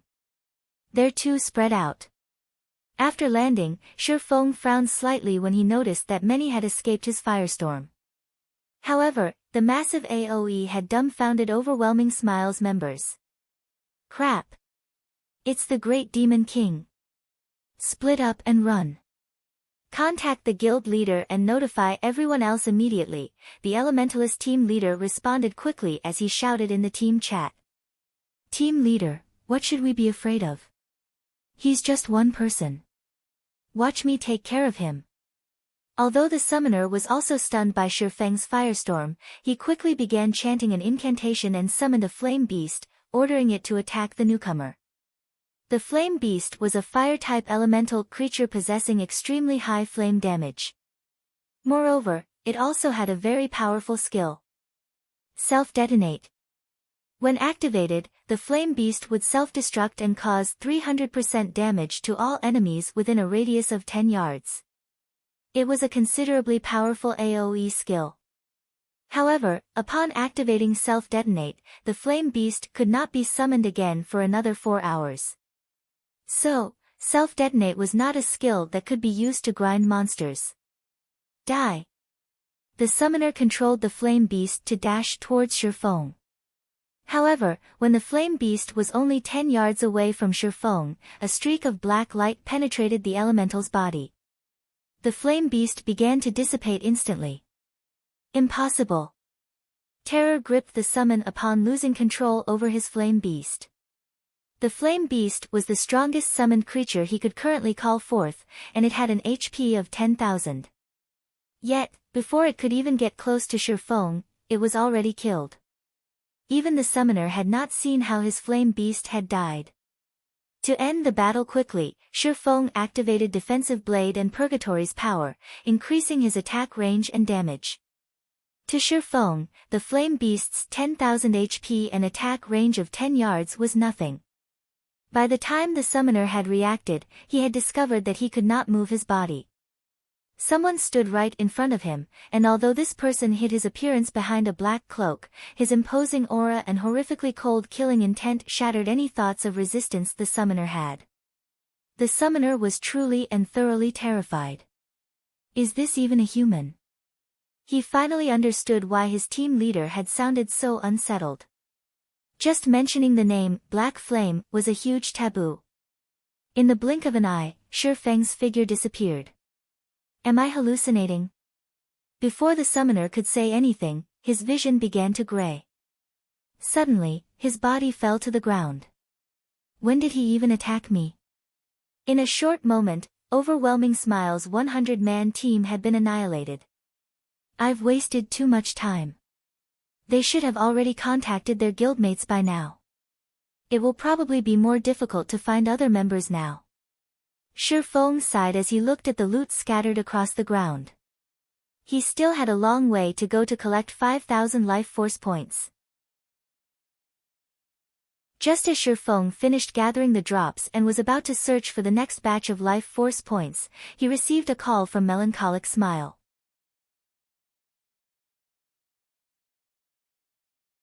Chapter 542, Manager. White River City, inside the Candlelight Trading Firm's first-floor reception hall. Currently, the upper managers from various guilds occupied the large reception hall. Among the guilds present, the weakest were second-rate guilds, while the strongest guild was close to becoming a super guild. Some of these guilds were allies, while others were enemies. Hence, the reception hall's atmosphere was extraordinarily intense. Even the NPC beauty receiving these people felt uncomfortable. I didn't think guild leader Snow would show up as well. It is indeed a rare sight, Galaxy Pass said, laughing as he glanced at gentle Snow sitting a short distance away. I heard that you have a mountain of work to do back at Ouroboros and that Chao Qinghua is trying to split up the guild. Chao Qinghua has many of his supporters stationed in Starmoon City. Guild leader Snow, is it really a good idea for you to be here right now? There is no reason for guild leader Galaxy to worry. Ouroboros is getting by quite well right now. Otherwise, why would I come here? Gentle Snow did not reveal a trace of weakness as she replied. On the contrary, aren't you, guild leader Galaxy, having a bad time right now? I've heard that Star Alliance's branch in the Lion Kingdom has suffered a major loss, losing over 10,000 people in a single guild war. In the end, you even allowed others to profit. First-rate guilds would usually develop themselves in several major regions. Naturally, the Star Alliance was no exception. The Lion Kingdom was west of the Starmoon Kingdom. Though the kingdom only occupied half as much area as the Starmoon Kingdom, the kingdom's player population was still significant. 2 first-rate guilds and multiple second-rate guilds constantly fought over the Lion Kingdom. The Star Alliance was one of the 2 first-rate guilds. However, in order to fight over a treasure, many of the guilds in the Lion Kingdom had gone all out. In the end, the Star Alliance had suffered heavy losses. To make matters worse, the other first-rate guild had snatched the treasure. Despite Gentle Snow striking a sore spot, Galaxy Past did not grow angry. Instead, he laughed and said, as expected of guild leader Snow, you really are well informed. You truly do possess some of your brother's aura from when he controlled Ouroboros. Unfortunately, the Ouroboros of today is not the Ouroboros of the past. Purple Eye, the beautiful female elementalist sitting beside Galaxy Past, on the other hand, radiated an intense killing intent as she glared at Gentle Snow. You want to make a move? Gentle Snow laughed. Suddenly, a frightening aura surged forth. Smiling at Purple Eye, she said, I heard that the Star Alliance possesses 5 great experts, and they are Galaxy Past, Red Feather, Flourishing Willow, Flying Jade, and Purple Eye. Among them, Flying Jade is the most mysterious, and Purple Eye is the strongest. I really want to know if this rumor is true. Let's put it to the test, then. Purple Eye provoked, showing no intention of backing off. For a time, it felt as if the temperature in the reception hall had fallen by a few degrees. Ouroboros and the Star Alliance were known enemies. Both guilds had competed against each other for over a dozen years, and at this point, their rivalry would not stop until one of them was wiped out of existence. Hence, the standoff between the two guilds did not seem out of place to anyone watching. The many guild representatives promptly moved to the side, hoping to watch the fight between the two beauties. Meanwhile, sitting at the forefront of the reception hall, a robust man resembling Zhang Fei suddenly turned to the handsome and dashing youth seated beside him, respectfully saying, "Pavilion Master, this subordinate will go and remind them of where they are lest they ruin Pavilion Master's good mood." Saying so, this robust man strode towards Gentle Snow and Purple Eye. Suddenly, however, a single hand halted his advance. "Forget it. Doing nothing but waiting here is quite boring. Watching them fight will be a nice change of pace," the dashing youth said, smiling faintly. "Understood." The robust man returned to his seat. Everyone present had seen the handsome youth's actions. And though that high and mighty attitude of his displeased the other guild representatives, nobody felt that the youth's attitude was inappropriate. This handsome youth was one of the two pavilion masters of the Dragon Phoenix Pavilion. The pavilion had possessed the strength of a super guild for a long time now. It lacked a stage to display its might. Meanwhile, in the eyes of super guilds, first-rate guilds were nothing but children. It was only natural that the handsome youth thought little of the others. Just as Gentle Snow and Purple Eye were about to face off, a loud shout suddenly echoed through the hall. "Everyone, stay your hands." A clear, crisp voice swept through the crowd. When everyone turned to look at the owner of this voice, they discovered another great beauty. Unlike Gentle Snow and Purple Eye, this beauty did not possess a frightening aura. However, although she seemed somewhat ordinary, every guild representative took her seriously. This beauty was the Candlelight Trading Firm's manager, Melancholic Smile. This is the Candlelight Trading Firm, not the arena. All forms of fighting are prohibited here. If someone wishes to challenge the rules of the Candlelight Trading Firm, then I will have no choice but to send you on your way." Melancholic Smile scolded. Nobody doubted Melancholic Smile's power. Inside a private shop, the manager was invincible. The manager of the shop could teleport someone out with a single thought and bar that person from entering the building ever again. Sure enough, she is indeed formidable. It is no wonder why she can ignore even Underworld. Galaxy Past could not help but focus on Melancholic Smile. The upper managers of the other guilds were similarly surprised. They had not expected Melancholic Smile to be so fearless.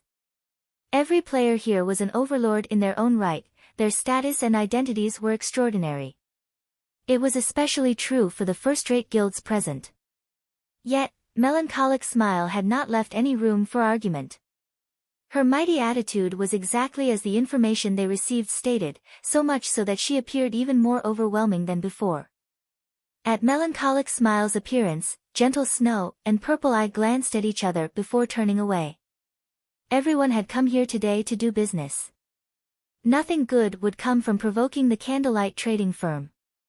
Peace returned to the reception hall, and everyone began to observe Melancholic Smile.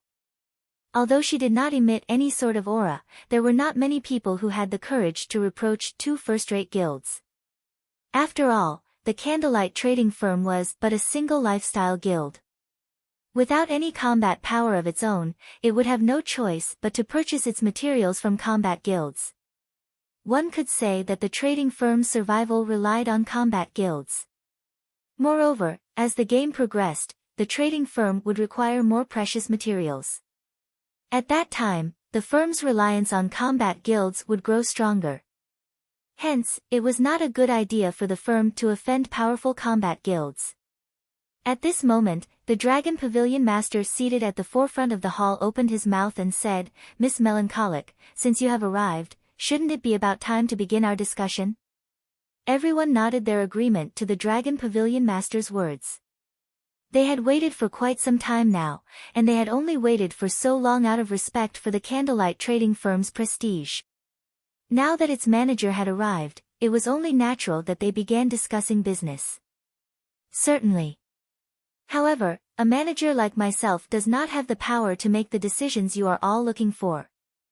Melancholic Smile shook her head. What are you trying to say? Various representatives asked, curious. Are you saying that you're not going to do business with us? What a joke. They had come from so far and had spent a significant sum on teleportation fees. Now that they were told that there was nothing to discuss. Was the candlelight trading firm just toying with them?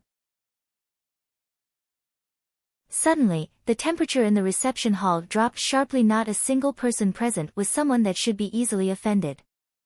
Not only were they powerful experts, but the influence they commanded was also frightening. Standing by the side, Melancholic Smile's assistant felt her legs grow weak, her complexion paling.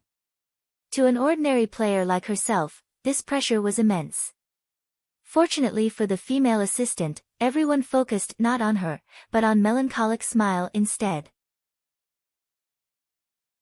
However, even Melancholic Smile did not feel too well right now. This was her first time experiencing such an immense pressure, so much so that even her hand trembled slightly. She found it astonishing. This was merely a virtual reality game, yet, she could still feel such intensity. She nearly lost her breath. I am only the manager of the candlelight trading firm. Only my boss can make decisions regarding the business you wish to discuss. If you are really interested in working with us, then you'll be able to meet my boss if you wait for a little while longer. After Melancholic Smile finished speaking, she turned and left the reception hall. For a time, silence overtook the reception hall. Although they had long since guessed that Melancholic Smile was not the candlelight trading firm's proprietor, hearing her statement had surprised them. Since Melancholic Smile had been able to establish such a powerful trading firm, the force backing her would naturally be extraordinary. Moreover, nobody present had yet to uncover the tiniest bit of information about this hidden backer.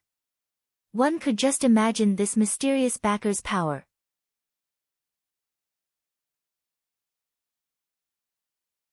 Chapter 543, The Boss Behind the Scenes. Just as everyone inside the reception hall pondered the identity of the candlelight trading firm's true boss, Shifeng finally arrived in White River City. Overwhelming Smile's reaction this time was really fast. I just ambushed one group, and it immediately became difficult to find any players. Shifeng had originally intended to collect more life force points after Melancholic Smile had contacted him. However, he never expected Overwhelming Smile to have such decisive precautions. In the end, he had to give up on his endeavor. It was indeed possible for a single top-tier expert to delay the development of an entire guild. However, it was not possible for a person to single-handedly annihilate a large guild, particularly a cautious guild. Otherwise, many guilds would have long since fallen into ruin. After returning to White River City, Shifeng noticed that both the number and quality of players had increased significantly. I wonder what has happened to Zero Wing's recruitment. Shifeng then called up the guild system. Shifeng had busied himself with the candlelight trading firm, he had paid no attention to Zero Wing. He had left the guild's management to Aqua Rose and Blackie. If the two of them had not encountered any major issues, they normally would not contact him. So, Shifeng was not all that worried that anything had happened to the guild while he had been away. Currently, Zero Wing was White River City's publicly acknowledged #1 guild. It stood at the very forefront in every aspect. Although Zero Wing continued to wage war on Overwhelming Smile, and plenty of battles still occurred between both guilds every day, with the candlelight trading firm's financial support, this kind of expenditure was practically negligible. On the contrary, the ongoing war had stimulated guild members' motivation, allowing them to improve their combat techniques continuously. They had even made a huge profit through killing their enemies, killing two birds with one stone. Upon opening the guild system panel, Shifeng suddenly noticed that the guild's population had greatly increased. Previously, the member count had balanced around 40,000. Now, however, there were already more than 50,000 players in Zero Wing. Moreover, this number continued to rise. Throughout this time, Zero Wing had never changed its recruitment standards. On the contrary, the minimum requirements had been raised further in order to increase the quality of the new players. However, instead of seeing a decline in the number of players joining the guild, the opposite had happened. 50,000 people. Shifeng pondered the situation. During the initial stages of God's domain, a guild with 50,000 members could definitely be considered a large guild. Normally, such guilds would split its members and develop themselves in multiple cities. Even for a major city like White River City, having 50,000 members at a time was about the limit. As for why there was a limit, it was because there was a limit to the number of high-resource areas available. Once the player population reached a certain level, the high-resource areas would reach full capacity. Any increase in the player population would result in the decrease in their development speed. Hence, large guilds would usually assign their members to various cities, allowing their members to develop quickly. Zero Wing already had 50,000 members. Moreover, the players Zero Wing recruited all had strong techniques. Even if they had not reached the standards of an elite player, they were not too far. Overall, Zero Wing was stronger than second-rate guilds and only slightly inferior to first-rate guilds. Not even first-rate guilds could match Zero Wing's top combatants. Naturally, Zero Wing required more resources to strengthen itself. It seems that I have to begin development in other cities earlier than expected. Shifeng had never expected for Zero Wing to develop so quickly. His initial plan to expand Zero Wing to other cities would not have begun for another month. He had also expected for Zero Wing's member count to reach 50,000 only 2 or 3 weeks after that. Now, however, he had to initiate his plan ahead of time. For now, however, I need to deal with the candlelight trading firm's problem. Shifeng then contacted Aqua Rose. Guild leader, do you need something? I'm quite busy at the moment, Aqua Rose asked pleasantly, smiling. She had been extremely busy while Shifeng had been away. Fire Dance and the others had focused on their special training, so all important matters regarding the guild had been left to her to handle. However, thanks to Shifeng's massive daily shipments of top-tier equipment, particularly level 30 fine gold and dark gold equipment, and the flood of enthusiastic players who wanted to join Zero Wing, she was quite happy with her work. Currently, Aqua Rose dared to pat her chest and guarantee that no elite members of other guilds in Star Moon Kingdom were better equipped than Zero Wing's members. As for Zero Wing's core members, the equipment they wore consisted of a mix of level 25 fine gold and dark gold equipment, with dark gold equipment being the majority. If other guilds discovered this, their eyes would pop out of their sockets. Someone's here to make trouble. What do you think we should do? Shifeng laughed. Who's the blind fool? They actually dare to cause trouble in White River City. Aqua Rose was initially surprised. However, very quickly, she laughed and said, "Where are they? This lady will annihilate them this instant." Although Aqua Rose was very busy, her level had not lagged behind the other core members whatsoever. It was the same for her equipment. Currently, she was level 27 and fully equipped with dark gold equipment. The staff she wielded was also a staff exclusive to elementalists that Shifeng had obtained from the Twilight treasure chests. Although the staff's attributes were inferior to Blackie's epic ranked staff, her weapon's attributes were very well suited for elementalists. In PvP battles, it was in no way inferior to an epic ranked staff. The Candlelight Trading Firm. When Shifeng uttered those 4 words, a realization instantly struck Aqua Rose. Guild leader, are we really going to do this? Aqua Rose could not help but ask. Currently, all players in White River City knew of the gathering of the many upper managers of first-rate and second-rate guilds at the Candlelight Trading Firm. Presently, however, no one had discovered just who stood behind the Candlelight Trading Firm. Only a few core members of Zero Wing knew. After all, it wasn't just guilds that were capable of setting up a shop, individuals could do so as well. Many of the shops set up in minor cities were mostly set up by workshops that focused on lifestyle classes. Not to mention, Shifeng had also set up the Candlelight Trading Firm under the name of the Horizon Alliance, making it nearly impossible to trace back to Zero Wing. Everybody will learn the truth sooner or later. This is just a little sooner than we had planned. Shifeng had never bothered hiding the fact that he had established the Horizon Alliance. It was far more convenient to manage a shop through a lifestyle guild. After all, combat guilds and lifestyle guilds had completely different specializations, and the specialization of lifestyle guilds made them more suitable to develop shops. In the past, after discovering this matter, many large guilds had promptly established a lifestyle guild to manage their shops. Shifeng had only established a lifestyle guild ahead of time. Guild leader, leave it to me. Aqua Rose also grew excited.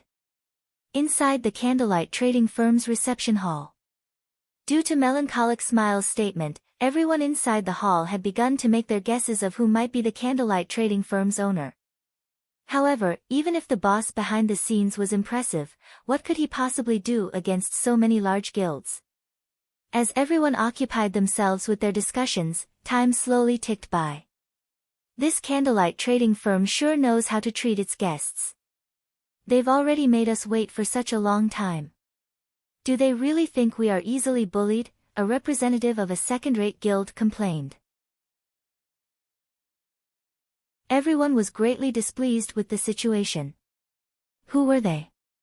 They were the overlords of God's domain. Moreover, they had brought both money and sincerity with them. Yet, the Candlelight Trading Firm actually dared make emperors like them wait so long. Whoever was behind the firm must truly be tired of living. Meanwhile, seated in a corner of the hall, Feng Xianyang watched the souring situation with a smile. The Candlelight Trading Firm might have been able to get away with angering the various small guilds of White River City, but if it angered all of these large guilds, who would dare supply the firm? Without materials, the Candlelight Trading Firm would not produce a single product. However, Feng Xuanyang's smile had not lasted long as the doors to the reception hall suddenly slammed open. In the next moment, a large group of players, roughly 100, marched into the hall. These players all radiated imposing auras. Not a single one looked ordinary, and they were all level 26 or above. Judging from the dazzling glow effect on their equipment, the most inferior equipment they had was fine gold ranked, with the majority of their equipment consisting of dark gold rank. On their chests, every player wore a six-winged silver emblem. This was none other than Zero Wing's guild emblem. Sorry I made you all wait for me. Shifeng suddenly crossed the reception hall's threshold, smiling. Sweeping a glance over everyone present, he laughed and said, I'm the owner of the Candlelight Trading Firm, Black Flame.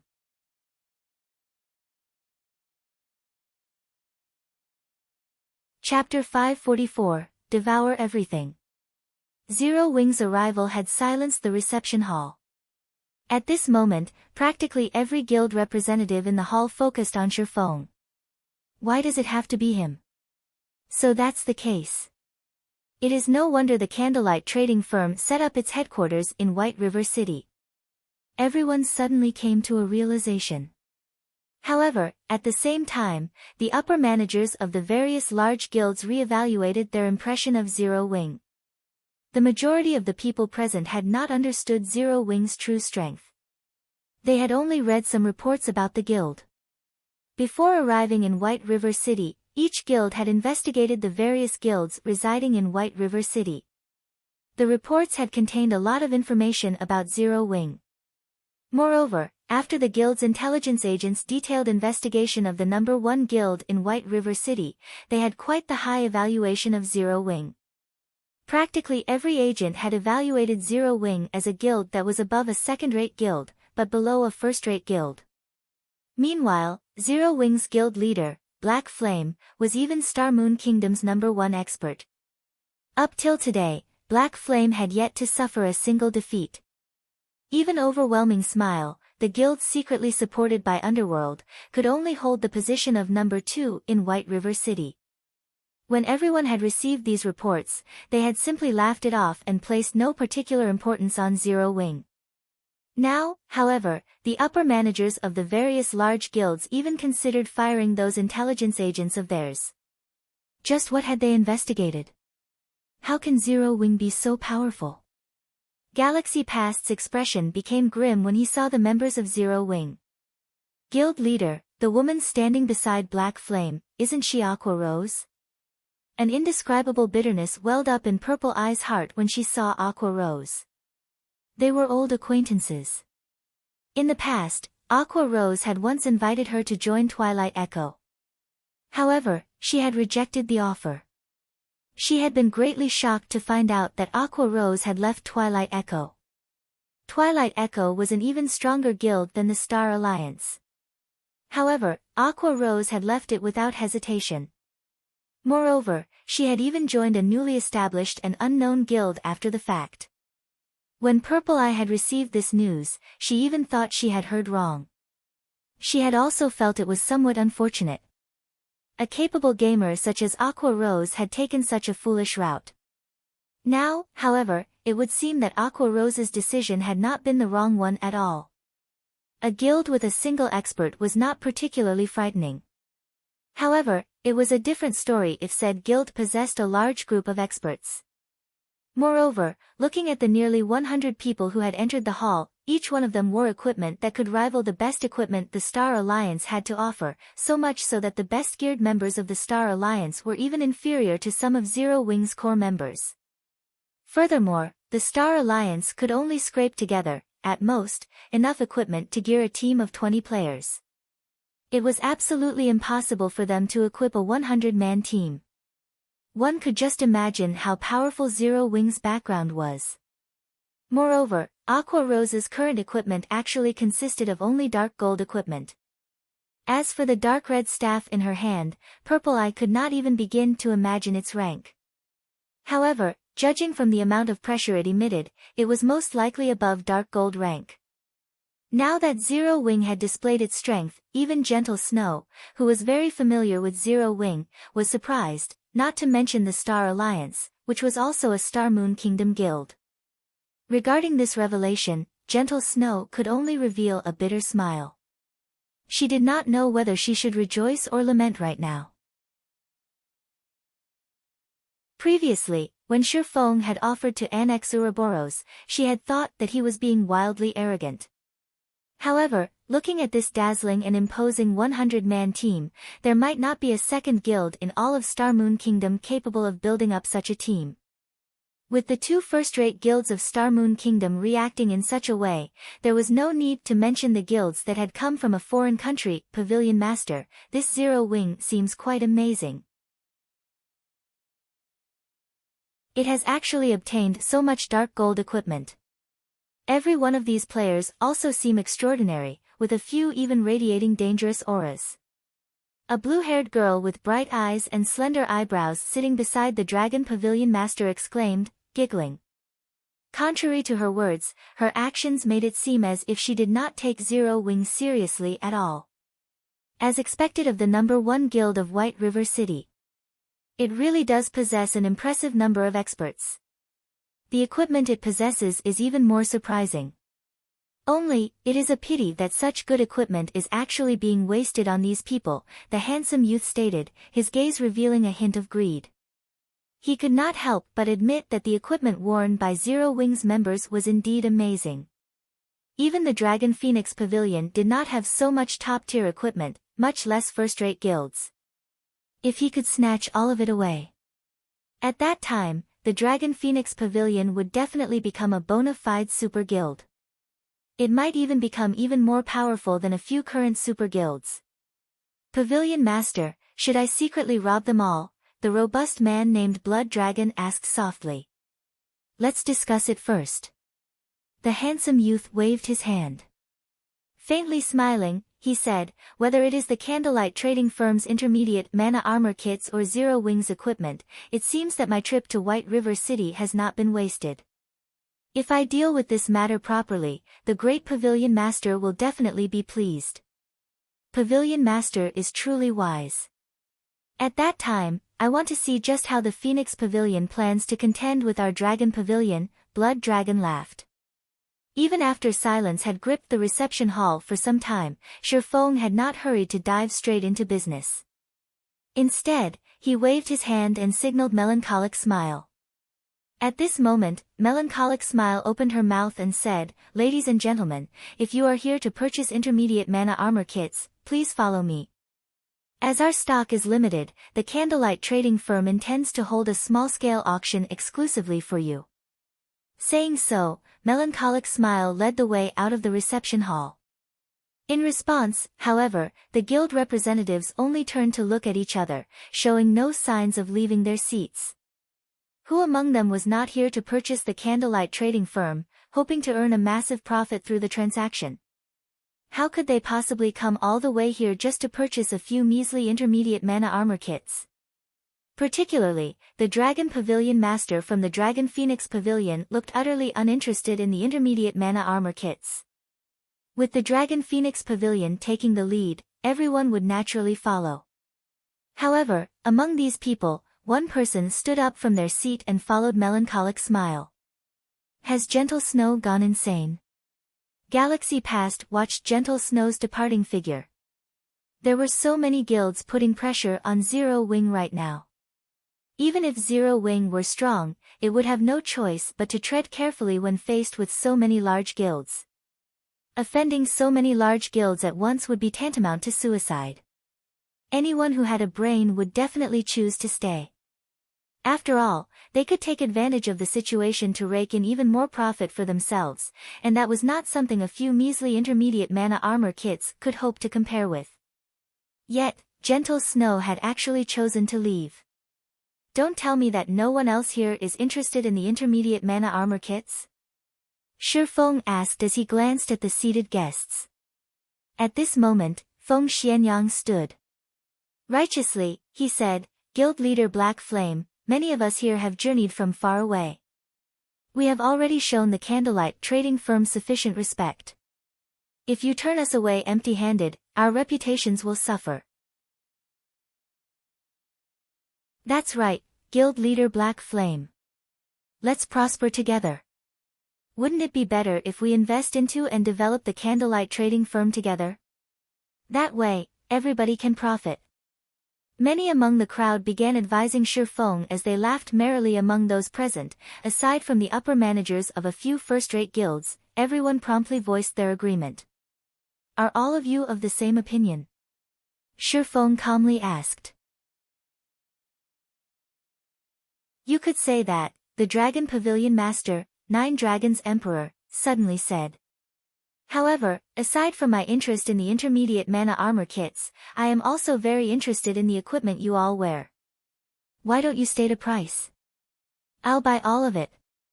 Although Nine Dragons Emperor wore a lukewarm smile, his tone indicated that he would not take no for an answer. Suddenly, the entire venue fell silent. Many of the guild representatives sucked in a breath of cold air. Initially, they had thought that the conditions they had proposed were sufficient. They had never expected that this Dragon Pavilion Master would be even greedier than they were. He actually wanted to devour both the Candlelight Trading Firm and Zero Wing.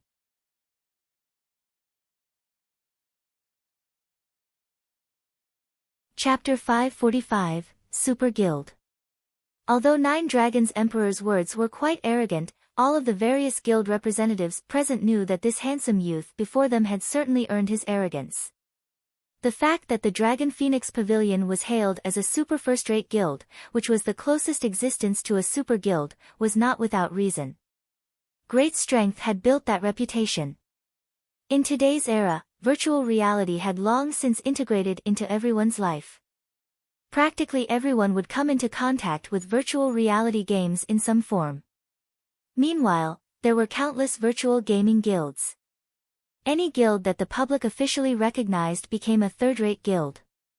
Even though third-rate guilds were nowhere near the top of the gaming industry, they still stood out among the countless guilds in the virtual gaming world. Not only did a third-rate guild possess a certain degree of financial support, but it also possessed a large number of members.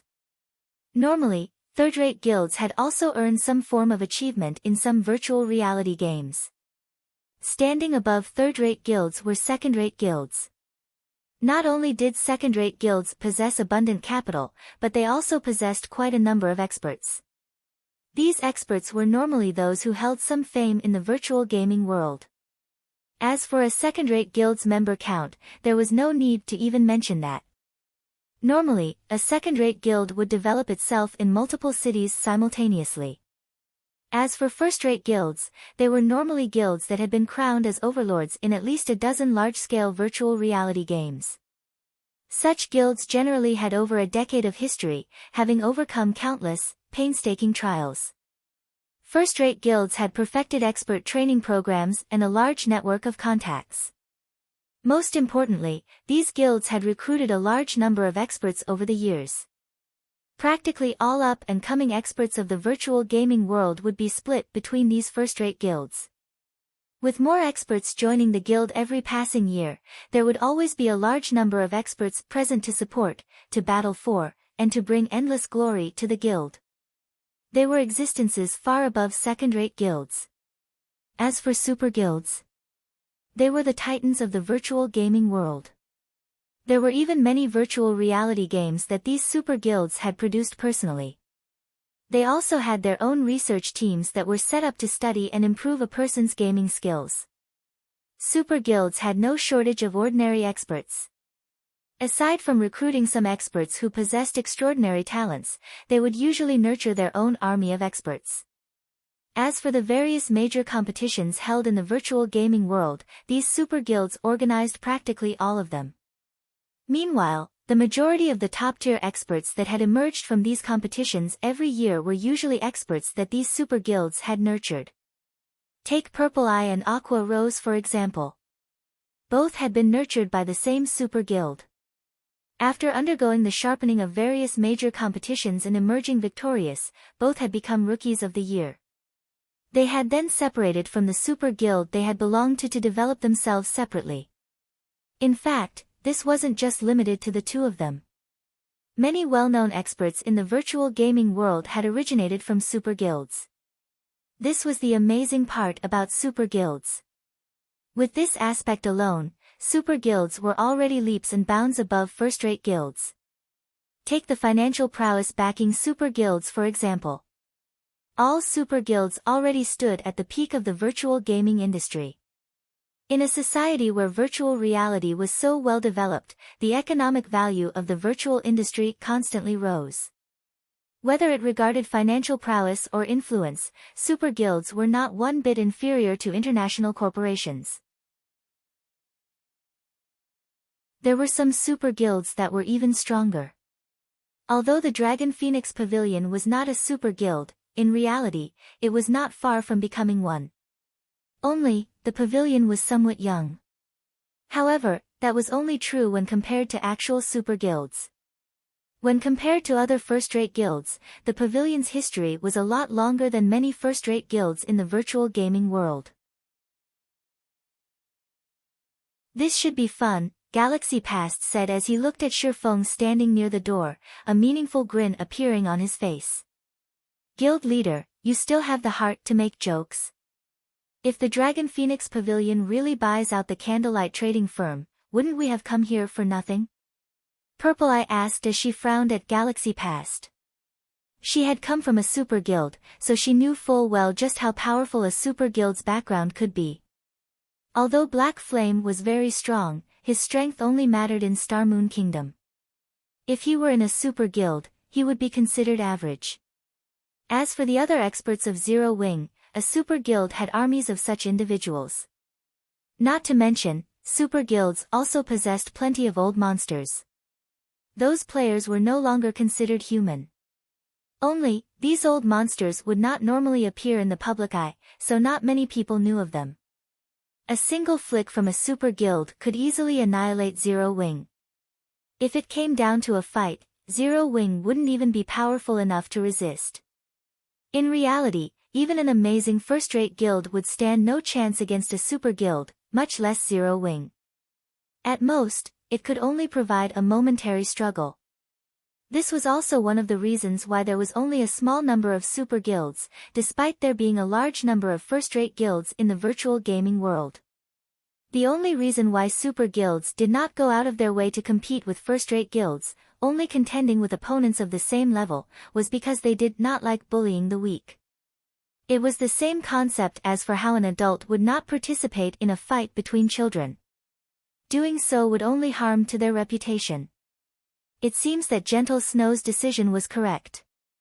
If I had known something like this would happen, I would have gone along to purchase some intermediate mana armor kits, Galaxy Past sighed ruefully. Once the Dragon Phoenix Pavilion purchased the Candlelight Trading Firm, it definitely would not sell the intermediate mana armor kits. Rather, it would use those kits to strengthen itself and challenge those super guilds. If he wanted to buy the intermediate mana armor kits, now was his only chance to do so. Meanwhile, sitting in the corner of the reception hall, Feng Xianyang was thoroughly dumbfounded. The situation left him utterly speechless. The higher-ups of Underworld had instructed him to purchase 300 intermediate mana armor kits. If the Dragon Phoenix Pavilion bought the Candlelight Trading Firm, how was he supposed to buy the kits? Melancholic Smile entered the reception hall on the second floor with Gentle Snow behind her. The location Melancholic Smile had led Gentle Snow to was still inside the reception hall. Only, it was situated on the building's second floor. It could be considered a VIP room of sorts. And while the occupants of the first floor could not see the occupants on the second floor, the reverse did not hold true. Not only could one see everything that went on inside the reception hall on the first floor, but one could also hear the first floor's ongoings clearly. Why have you brought me here? Gentle Snow asked, surprised. Miss Snow, please wait a moment, Melancholic Smile said. Guild leader knows that you want a large number of intermediate mana armor kits. However, the supply for the kits is truly too scarce. As the demand for it is very high, he plans to hold an auction for the kits. Meanwhile, the auction will be held right here. As soon as he sends away the guild representatives below, the auction will begin. Send them away. Gentle Snow could not help but glance at the Nine Dragons Emperor. She had seen the Nine Dragons Emperor many times before, so she knew this man's temper. He was the very definition of the word hypocrite. If both sides were on equal footing, then there wouldn't be a problem with discussing business. However, if the other side's strength were inferior to his, only a painful slaughter awaited them. Nine Dragons Emperor was also willing to do whatever it took to achieve his goals, and that included unscrupulous means. Hence, very few people were willing to deal with him. However, it was also this personality that had allowed him to reach the position of Pavilion Master in a super first-rate guild. It was not easy for one to reach the position of Pavilion Master. Knowing a few tricks was far from enough. One also needed strength and ability. Otherwise, one would not be able to secure their position even if they did manage to obtain it. The fact that Nine Dragons Emperor had held his position firmly for so many years spoke volumes about his strength. Hopefully, he wouldn't do anything stupid, Gentle Snow said somewhat worriedly as she glanced at Shifeng. Inside the reception hall on the first floor, silence filled the venue. Everyone had focused on Shifeng, waiting for his reply despite having already guessed what the outcome would be. You want to buy the Candlelight Trading Firm and Zero Wing? Shifeng laughed. Smiling at the Nine Dragons Emperor calmly, he said, Sure, but I want 60% of the Dragon Phoenix Pavilion's shares.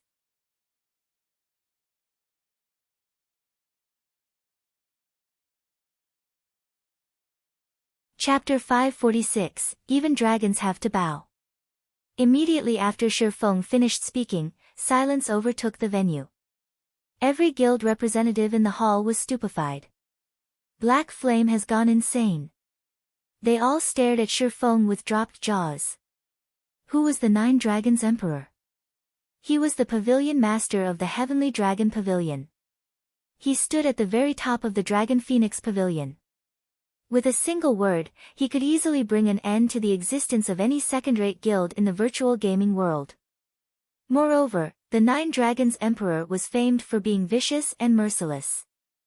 There was once a vice leader of an ordinary first-rate guild who had competed against the Nine Dragons Emperor in an auction for an item. Enraged, Nine Dragons had sent a notice to the first-rate guild and demanded that the vice leader in question grovel and apologize to him, as well as return the item in question. Otherwise, he would take action against this first-rate guild. How could an ordinary first-rate guild possibly hope to contend with the Dragon Phoenix Pavilion? Furthermore, the first-rate guild in question had many competitors. Nine Dragons had only needed to give the word, and many other first-rate guilds would have joined hands to take out the offending guild. Having no other option, the first-rate guild sent for the vice leader in question to apologize and offer the item. In the end, however, the Dragon Phoenix Pavilion still annihilated the first-rate guild, forcing the guild to migrate to a different virtual reality game. Currently, although Shi Feng had not outright stated that he refused to sell, the price he demanded was the same as slapping the Nine Dragons Emperor in the face. Although Nine Dragons was one of the two pavilion masters of the Dragon Phoenix Pavilion, he only possessed less than 10%. The majority of the pavilion's shares remained in the Great Pavilion Master's hands. Shi Feng's demand of 60% of the pavilion's shares was no different than demanding ownership of the Dragon Phoenix Pavilion and a position above even his, the Nine Dragons Emperor's. This black flame is exactly as the rumors made him out to be. He is simply fearless. Galaxy Past could not help but voice his admiration. Throughout God's domain, other than those super guilds and a few guilds with extremely powerful corporations backing them, there were no guilds that dared provoke the Dragon Phoenix Pavilion. Even the upper echelons of super guilds would consider their options carefully before humiliating this pavilion master. Although a virtual reality game was only a game, where there were people, there was bound to be conflict. The Nine Dragons Emperor was the face of the Dragon Phoenix Pavilion. Even if Shi Feng refused to give in to Nine Dragons' coercion, he should have handled the situation with a more delicate hand. Yet, Shi Feng had thrown all pretenses out the window and made a mockery of the Nine Dragons Emperor. Even if it were just for his reputation's sake, the Dragon Phoenix Pavilion would now go all out to destroy him. Hence, Galaxy Past truly admired Shi Feng's courage. He should have shown some restraint and refrained from such an impulsive comeback. If he could have endured the humiliation he has suffered today in order to retaliate another day, he would have gained more of my respect. However, with him acting like a boorish fellow, Zero Wing is truly finished this time, Purple Eye said as she glanced at Shi Feng. She then turned to look at Aqua Rose, silently lamenting as she said, "It seems that Aqua Rose has still made the wrong decision. In the end, a small guild will only ever be a small guild. Though it might triumph temporarily, it could not make it last." Meanwhile, in the second-floor reception room. Your guild leader has gone insane. That's the Dragon Phoenix Pavilion. Moreover, that's the Nine Dragons Emperor he is provoking. Just what is going through your guild leader's head? Even if Nine Dragons doesn't take offense, if word spreads, the Dragon Phoenix Pavilion will definitely try to annihilate Zero Wing with everything it has to restore its reputation. Gentle Snow exclaimed as she stared at Melancholic Smile. Based on what she understood of Shi Feng, the man was not ignorant. On the contrary, he was quite shrewd with great foresight. Yet, now, he had actually offended the Dragon Phoenix Pavilion. She had no idea why Shi Feng had done such a thing. Even I don't know what he is trying to do. Melancholic Smile shook her head. She then said, however, after hearing the guild leader's words, "I can't help but feel proud. Why are they allowed to bully us, while we are not allowed to resist?" Gentle Snow failed to think of a response. Although he was not in the wrong, there was a price to pay for those words. Similarly, the precondition for resisting was to have sufficient strength. Although Zero Wing was relatively powerful, it was still far from a titanic existence like the Dragon Phoenix Pavilion. Challenging the pavilion at his point was simply suicide. Meanwhile, back in the first-floor reception hall, even the Nine Dragons Emperor himself was stunned. He had never expected Shifeng to be so foolish. Even the heavens would laugh at such folly. However, Nine Dragons could not find it in himself to laugh. Instead, his expression shifted slightly as a cold, killing intent flashed in his eyes. However, this killing intent quickly disappeared. In the next moment, a bright, dazzling smile appeared on the Nine Dragons Emperor's face. Since guild leader Black Flame has no intentions of selling, I won't overstay my welcome. Goodbye. The Nine Dragons Emperor smiled.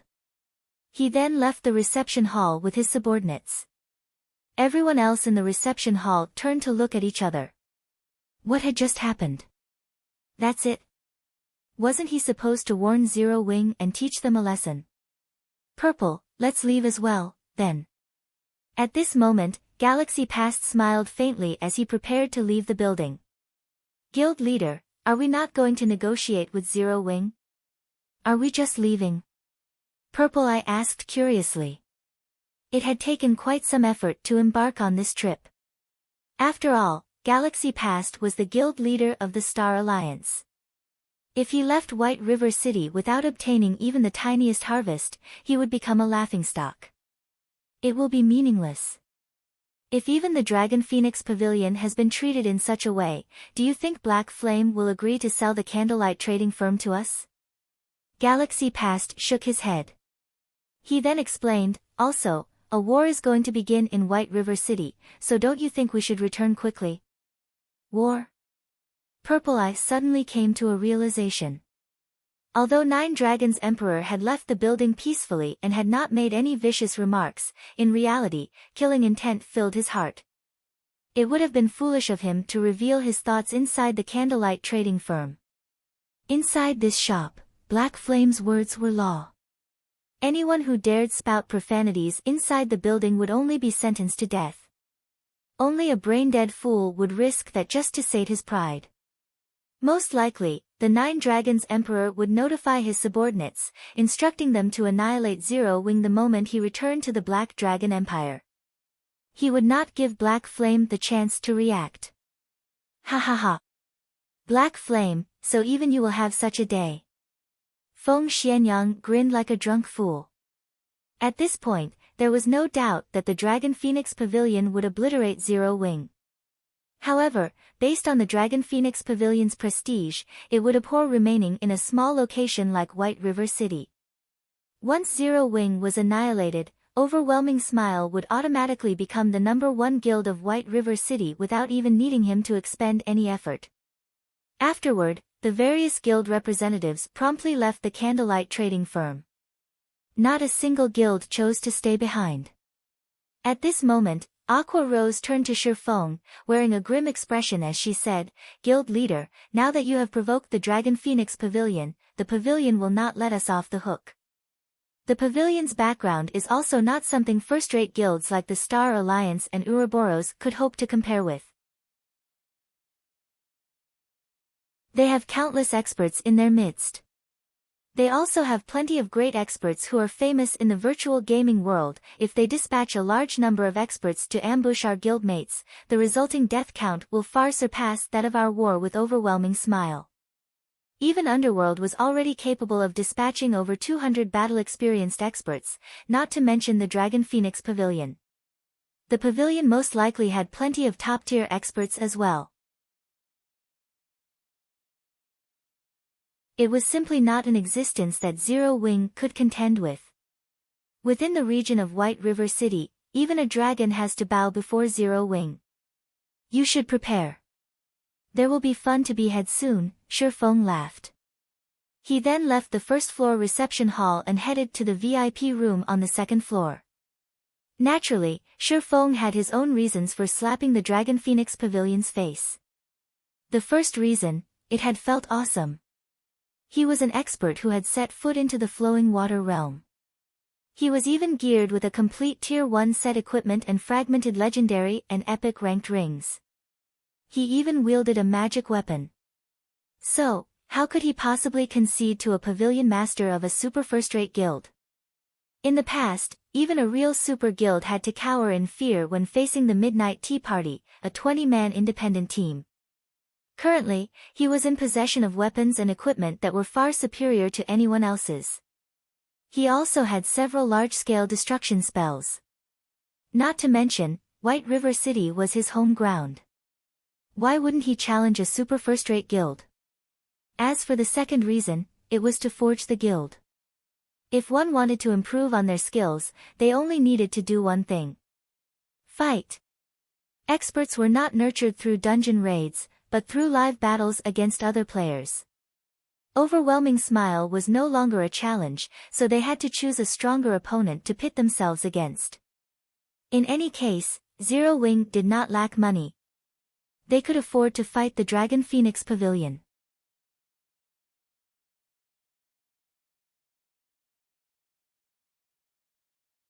Chapter 547, Shocking God's Domain. Aqua Rose revealed a bitter smile as she watched Shi Feng's departing figure. However, when she considered the situation from a different perspective, Shi Feng's decision was not necessarily a bad thing. In the past, other than super guilds, there really weren't any guilds that had dared provoke the Dragon Phoenix Pavilion. Now that Zero Wing had made a fuss, even if they were defeated, it would be a glorious defeat. Moreover, suffering defeat in God's domain did not equal annihilation. God's domain was not as simple as other virtual reality games. Thoroughly annihilating a guild was easier said than done. It was similar to Zero Wing's efforts to chase Overwhelming Smile out of White River City. Despite having massacred Overwhelming Smile's members, not only did the guild still reside in White River City, but it was also getting by quite well. Only, the guild was forced to maintain a low profile, and its development had slowed significantly. Although the Dragon Phoenix Pavilion had a lot of experts, and its financial prowess was enormous, it would not be able to extinguish Zero Wing in White River City easily. Not to mention, Zero Wing also had the Candlelight trading firm supplying it with coins. Alright, let's head back and prepare. White River City won't be so peaceful from now on. Saying so, Aqua Rose left the Candlelight trading firm with Zero Wing's core members. Meanwhile, inside the VIP room on the second floor, Shi Feng had already begun to discuss business with Gentle Snow. Guild leader Black Flame, this move of yours is truly incomprehensible, Gentle Snow said, confusion plastered on her snow-white face. She could not help but ask, Guild leader Black Flame, you should know that there are a total of 7 first-rate guilds competing over the Black Dragon Empire. Although 2 of them are not based in the Empire, they have invested a significant sum into the branch's development. Yet, despite there being so many first-rate guilds in the Empire, only the Dragon Phoenix Pavilion has a branch guild set up in the Imperial capital. None of the other first-rate guilds have set up their branch guilds there yet. Do you know why? The Imperial capital isn't a nice place to live. Shi Feng laughed. Gentle Snow rolled her eyes. He was clearly pretending to be stupid. Helpless, she explained, that is because the branch leader there is Blood Dragon, one of 9 Dragon's Emperor's most formidable generals. Blood Dragon is a violent man, and he loves battles more than anything. He also has a group of experts under him called the Blood Legion. If any guilds refuse to submit to the Dragon Phoenix Pavilion and dare to reside in the Imperial capital, then this Blood Legion will come forward. The Blood Legion will secretly target these guilds, going as far as to ambush the upper echelons even while still within the city limits. None of these first-rate guilds wish to drop all pretense of cordiality with the Dragon Phoenix Pavilion and allow others to take advantage of the situation. Hence, they had no better option but to withdraw from the Imperial capital and develop in other cities. If the pavilion sends the Blood Legion to White River City, it won't be a good thing for Zero Wing. Shi Feng simply revealed a faint smile in response to Gentle Snow's words. Naturally, he knew all of this information. Moreover, his understanding of the Dragon Phoenix Pavilion was even more thorough than Gentle Snow's. The Blood Legion's fame was not one bit exaggerated. The Blood Legion was also known as the Assassination Legion, comprised of a group of assassins that the Heavenly Dragon Pavilion had carefully nurtured. Anyone who opposed the Heavenly Dragon Legion would oftentimes find themselves killed back to level 0 the following day. The result would not change even if one hid inside a city. It was not an easy feat to kill players inside a city. It was especially so for a major city. Even if one managed to kill a player, the city guards would still kill them and deliver a severe punishment. In mild cases, this punishment would be a jail sentence of several days.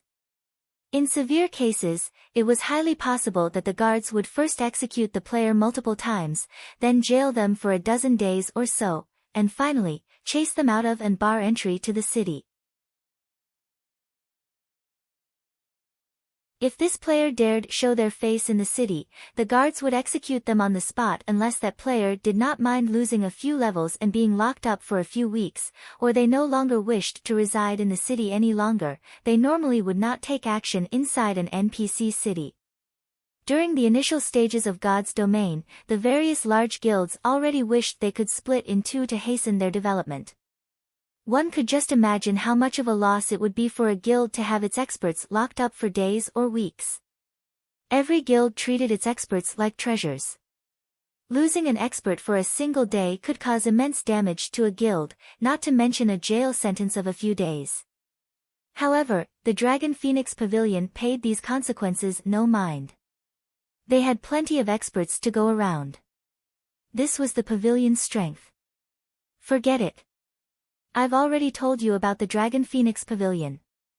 Since you made me wait so long, may I know how many intermediate mana armor kits guild leader Black Flame intends to sell to me? Shi Feng's unperturbed attitude left Gentle Snow utterly speechless. At this moment, however, her own situation did not look too well either, so she could not be of any help even if she wanted to. Miss Snow, how many do you want? Shi Feng simply laughed off Gentle Snow's worries, not bothering to offer her any explanation. However, he knew that Gentle Snow sincerely wanted to help him. He also understood that she was currently powerless to help him. Hearing Shi Feng's question, Gentle Snow pondered for a moment before asking softly, "Do you have enough to gear a 50-man team?" Everybody knew how precious the intermediate mana armor kits were. Even partnered guilds were only allowed to purchase 21 kits at a time. That amount was only sufficient to gear 9 players at most. Beyond that, it was extremely difficult to obtain any more kits, as all those who had managed to purchase them refused to part with them. It was impossible for any guild, other than Zero Wing, to obtain a sufficient number of intermediate mana armor kits to gear a 50-man team fully. Okay, but the Candlelight Trading Firm requires a large amount of rare materials. In the future, I will require Ouroboros to sell the majority of the materials it obtains to the Candlelight Trading Firm, Shi Feng said. Currently, Zero Wing was still capable of meeting the Candlelight Trading Firm's demand. However, as the firm developed, the materials it required would increase. At that time, Zero Wing alone would not be enough to satisfy the demand of the Candlelight Trading Firm. However, if a first-rate guild like Ouroboros supplied the firm, there would no longer be any problems. Once I return, I'll instruct my subordinates to send you the materials. Gentle Snow nodded in agreement. In any case, she was tight on money right now. If she could convert some of the guild's materials into coins, it would help her greatly. After Shi Feng and Gentle Snow concluded their trade, the matter of Zero Wing's guild leader, Black Flame, provoking the Dragon Phoenix Pavilion had already spread throughout God's domain.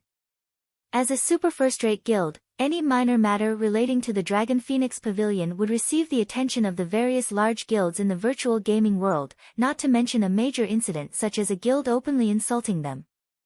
For a time, everyone began to pay attention to the Star Moon Kingdom, to Zero Wing, and to Black Flame. Crap, Black Flame must have gone insane. He actually dared to slap the Dragon Phoenix Pavilion in the face. Does he not want to play God's domain anymore? What do you know? Black Flame is super amazing. He is a titled expert on the God's domain ranking list. He has his own pride, naturally, so how could he possibly hand over the candlelight trading firm he had built by himself? I wonder what the Dragon Phoenix Pavilion will do. Isn't it obvious? If Dragon Phoenix Pavilion does not flatten a guild like Zero Wing, will it still qualify to be called a super first-rate guild? News and talk of the conflict between the Dragon Phoenix Pavilion and Zero Wing filled God's Domain's forums. As for super guilds, they, too, had fun watching from the sidelines. Currently, while all of God's Domain was in an uproar, the atmosphere inside one of White River City's high-class restaurants was extremely awkward. Pavilion Master, leave this matter to this subordinate.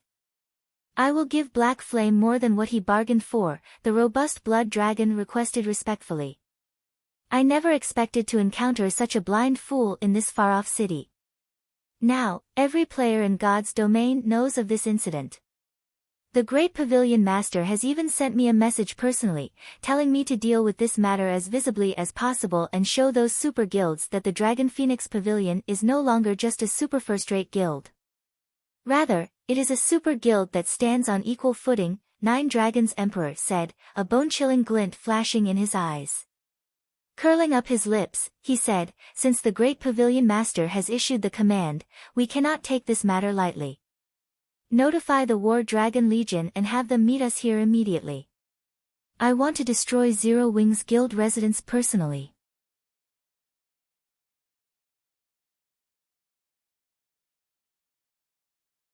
Chapter 548, War Dragon Legion. The War Dragon Legion. Blood Dragon could not help but suck in a breath of cold air when he heard this name. The Dragon Phoenix Pavilion was divided into two pavilions, the Heavenly Dragon Pavilion and the Phoenix Pavilion. Both pavilions had their own strongest legions. The Heavenly Dragon Pavilion's strongest force was the War Dragon Legion. The Dragon Phoenix Pavilion nurtured its own experts internally. Among these experts, only the best of the best were allowed into the War Dragon Legion. One could say that the War Dragon Legion was the strongest legion specially established to contend with super guilds. Blood Dragon had also come from the War Dragon Legion. Who wouldn't be shocked by the Nine Dragons Emperor summoning the War Dragon Legion? Pavilion Master, aren't we just dealing with a small guild? Is there really a need for such a commotion? Chaos Dancer, the beautiful woman seated beside Nine Dragons Emperor, advised, in fact, we can rely on the Blood Legion to get rid of Zero Wing. If we expose the strength of the War Dragon Legion right now, won't we waste a trump card that we could use against those super guilds in the future? It doesn't matter.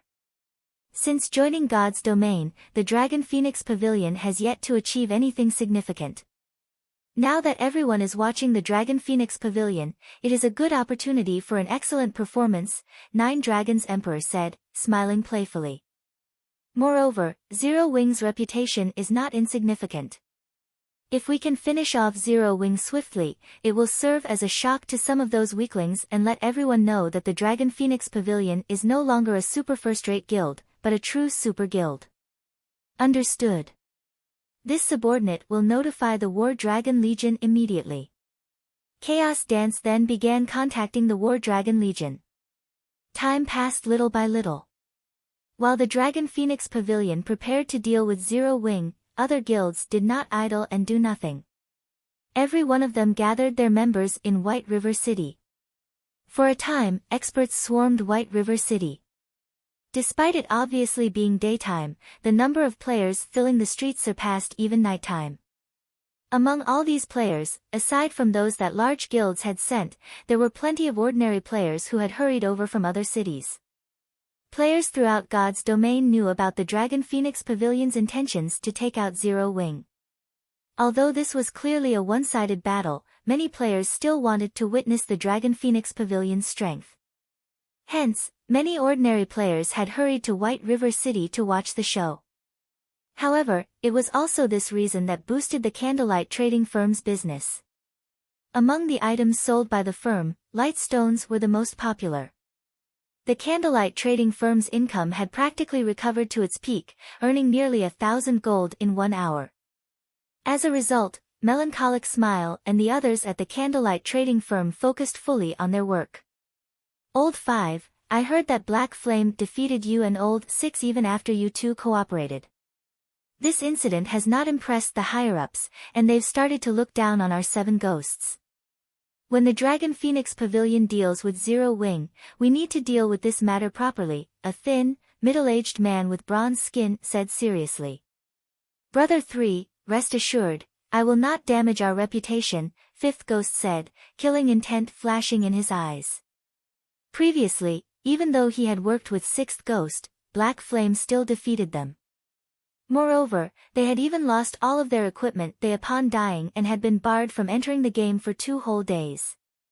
By now, they had both become laughingstocks in Underworld. This time, in order to restore the 7 ghosts' reputation, they needed to avenge themselves properly and complete the tasks the higher-ups had given them. All is well as long as you know it. Our task is very simple this time. Assist young Master Feng in obtaining 300 intermediate mana armor kits. It will be even better if we can obtain even more equipment and kits. However, since the Dragon Phoenix Pavilion is spearheading this matter, it is best if we keep a low profile. So, first, let's focus on getting the 300 intermediate mana armor kits, the thin man, 3rd ghost, said. This time, to ensure we complete our task, I have even called Old 4 and Old 7 to help us. With the 5 of us, we should be able to take down Black Flame easily. The only thing we have to worry about is the pavilion itself. It is best if we form a proper plan. On this point, Brother 3rd Ghost, please rest assured. Based on my investigations, the Blood Dragon subordinates, the Blood Legion, will not be involved this time. The 9 Dragons Emperor has called in the War Dragon Legion instead. Every member of the War Dragon Legion is proud and arrogant, and they usually look down on everyone else. They should not pay any attention to us should we move against Zero Wing, Feng Xianyang explained, smiling faintly. As insurance, I have even had a large group of elites come over from Maple City. With such a powerful force, Black Flame will have no hope of survival. Having the Dragon Phoenix Pavilion deal with Zero Wing is already overkill. Adding us into the mix, Black Flame will die with a 100% certainty. Even if he is even more powerful than we suspect, he will have to consider his options carefully. At that time, he will willingly hand over the 300 intermediate mana armor kits, 5th Ghost laughed coldly. If he refuses, then I'll give him a taste of what it feels like to wish for death. All of White River City's various large guilds, including Overwhelming Smile, considered and prepared to strike against Zero Wing while it was down, taking the opportunity to benefit from the guild's downfall. Meanwhile, in a high-class bar a short distance from Zero Wing's guild residence, many upper managers of guilds had gathered. The entire 3-story building was packed full of players. Among them, first-rate guilds fully occupied all of the private rooms on the 3rd floor. From these rooms, one could clearly see every movement around Zero Wing's guild residence. Guild leader, don't you think that Zero Wing is acting strangely? Even now, they are still so carefree. They have not taken any precautionary measures at all. Is this Black Flame pretending to be a fool, or is he actually one? Purple Eye frowned as she watched Zero Wing's guild residence through the window. There's nothing surprising about this. Black Flame simply does not understand the 9 Dragons Emperor's character. Look at the people inside the bar for example. Aren't most of them members of first-rate guilds? Meanwhile, a newly established guild like Zero Wing and a newcomer to the virtual gaming world like Black Flame don't know 9 Dragons' style of conduct. Thus, he continues with his carefree manner, Galaxy Past said, laughing. Downing a mouthful of flame beer, he continued, the 9 Dragons Emperor is someone who conducts himself with a lofty tone and does not play his cards according to common sense. This time, he has even secretly mobilized the War Dragon Legion to deal with Zero Wing, making a fuss over a minor incident. Naturally, the only reason why he would mobilize such a powerful legion is to destroy Zero Wing's guild residence. A guild residence is different from a private shop. While inside the shop, the manager is invincible. However, it is a different story for a guild residence. It is slightly troublesome to deal with the residence's hired guards, and there are also the city guards who patrol the streets. With current players' levels and equipment, it is still impossible to resist the patrolling guards. Hence, no sane guild would attempt to attack another guild's residence. However, the Dragon Phoenix Pavilion is no trivial existence. One cannot measure by the strength of an ordinary guild. Moreover, the Nine Dragons Emperor is no fool. I keep getting the feeling that he has some sort of trick up his sleeve. Otherwise, he would not have sent the War Dragon Legion, a trump card that he had prepared for facing super guilds. What we need to do now is wait for the Dragon Phoenix Pavilion to make its move. Once they take action and Zero Wing falls, we can begin our operation as well. Purple Eye nodded silently. This time, the Star Alliance had sent quite a number of elites and experts. They were not afraid that Zero Wing would not fall today. Instead, it was only a matter of how much profit they could gain. However, the various large guilds, including the Dragon Phoenix Pavilion, was ignorant of one point. Shi Feng was a reincarnator. Moreover, he had also been the guild leader of a second-rate guild in the past. In order to survive in God's domain's harsh conditions, he had endured relentless pain and suffering. As far as understanding massive existences like the Nine Dragons Emperor. The Nine Dragons Emperor, most likely, did not have a better understanding than Shi Feng.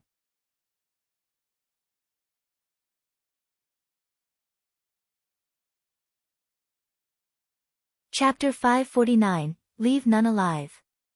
Inside the meeting room in Zero Wing's guild residence. Zero Wing's core members filled the large meeting room, everyone could feel the tension in the air.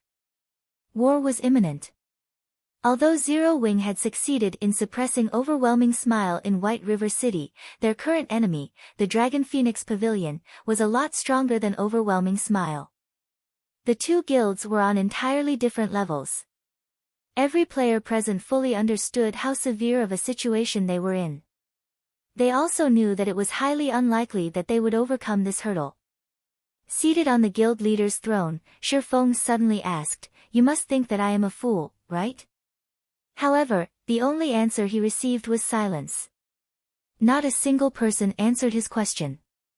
Everyone only stared at their guild leader, who was shrouded in mystery, quietly. "I know the answer even without you saying a word," Shi Feng laughed. Casual and relaxed, he said, "Everyone must think that I have gone insane, that I overestimate myself by challenging a super first-rate guild like the Dragon Phoenix Pavilion. Until now, aside from super guilds, not a single guild dares to make an enemy of the Dragon Phoenix Pavilion. Do you know why? The reason is very simple, they are simply too strong. They are strong enough that other guilds despair at the thought of them as an enemy. I believe that you should know all that. At this time, many guilds have already begun to prepare to take advantage of our misfortune. Every one of them is closely eyeing us like prey.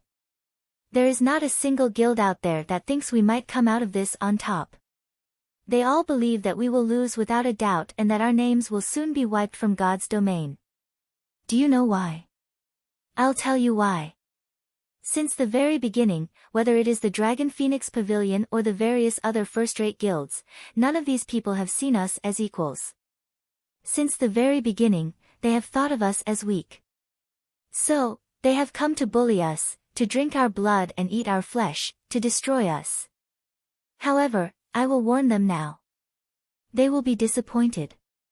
Since there has never been a guild courageous enough to challenge the Dragon Phoenix Pavilion, then, today, we will be the first to make history.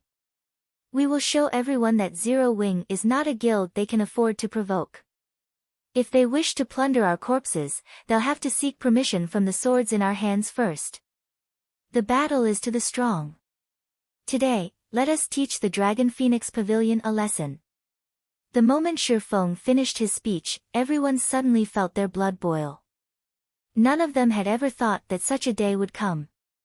Throughout the virtual gaming world, other than super guilds, there had never been a guild daring enough to provoke and challenge the Dragon Phoenix Pavilion. However, Zero Wing dared.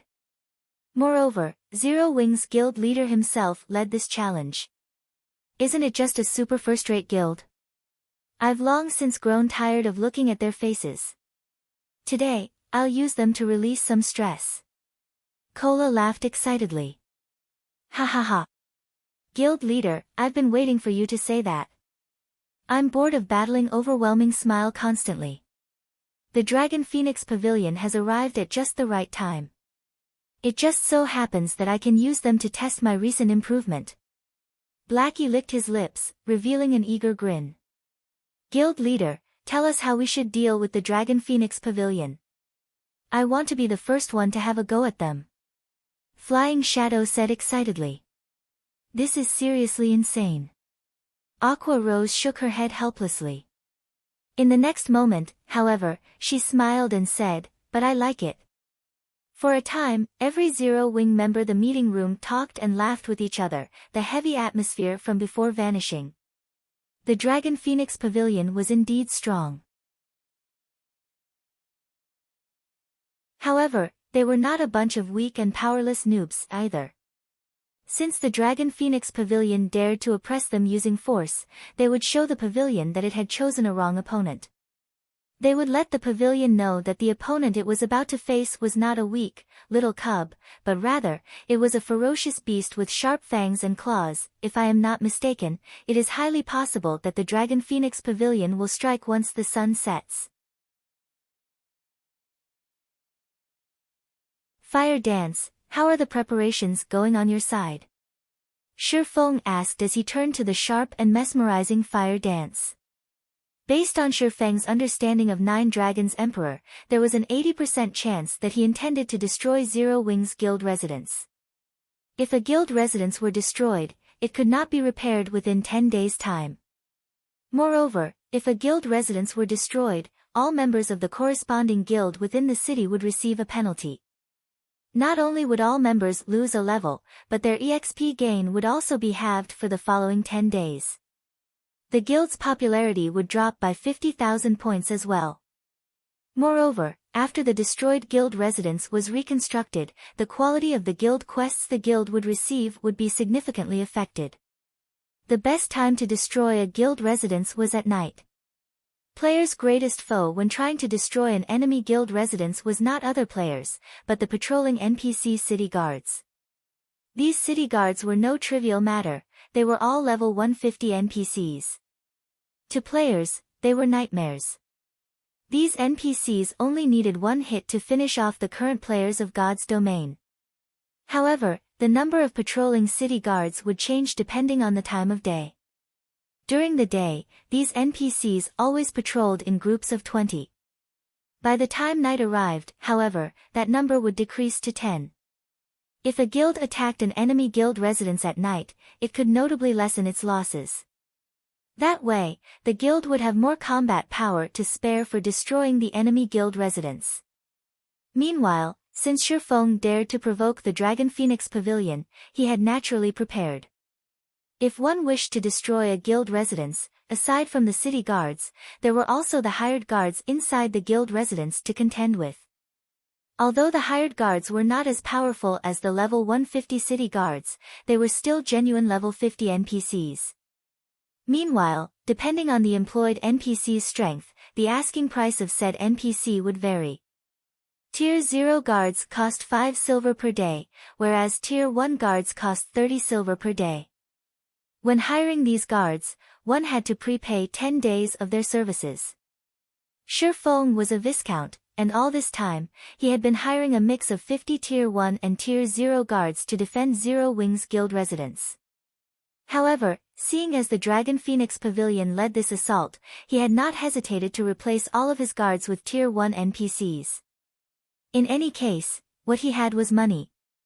In addition, since early on, Shifeng had told everyone in the guild to focus on raising their reputation.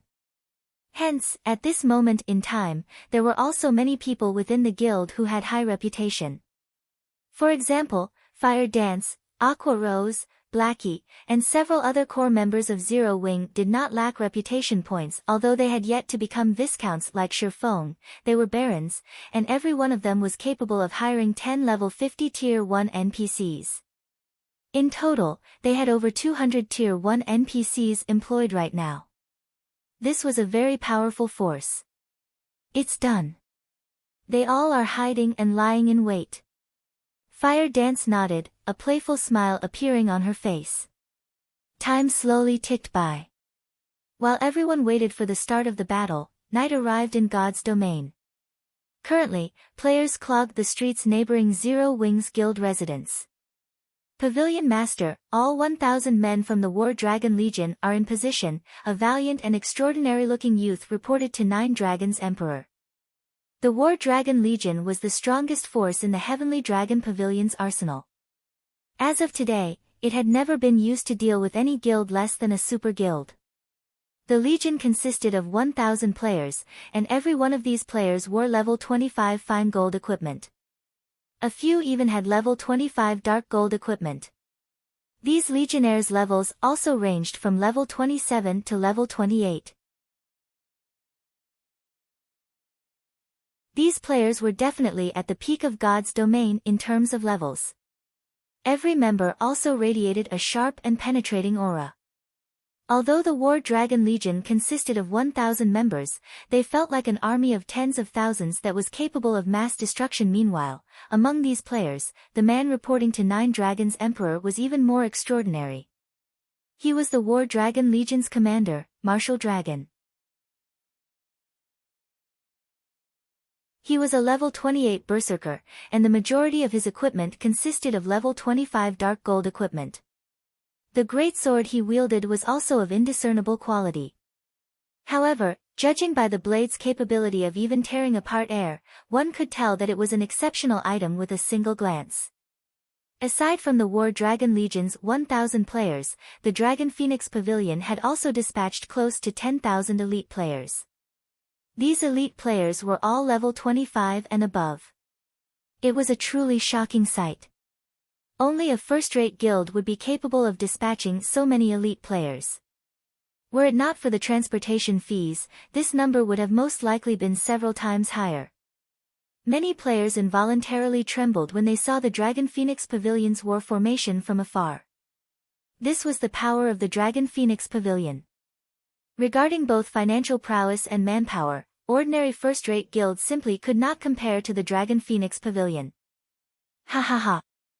Zero Wing is truly finished this time. Sitting in a third-floor private room of a high-class bar, Feng Xianyang felt indescribable joy well up in his heart when he saw the pavilion's army. It's as expected of Martial Dragon, the commander of the War Dragon Legion. I can feel that terrifying aura of his even from such a distance. Fear filled Fifth Ghost's heart when he looked at the valiant Martial Dragon. Martial Dragon is a true mutant. He is not human at all. Even our boss has said so. Otherwise, he would not be capable of becoming the War Dragon Legion's commander. If we encounter him, it is best that we avoid provoking him, Third Ghost reminded his brothers in arms. Meanwhile, standing on the street, Nine Dragons Emperor swept a glance over the army before him. In the next moment, he waved his hand and pointed at Zero Wings Guild residence. Very calmly, he said, "Go. Leave none alive."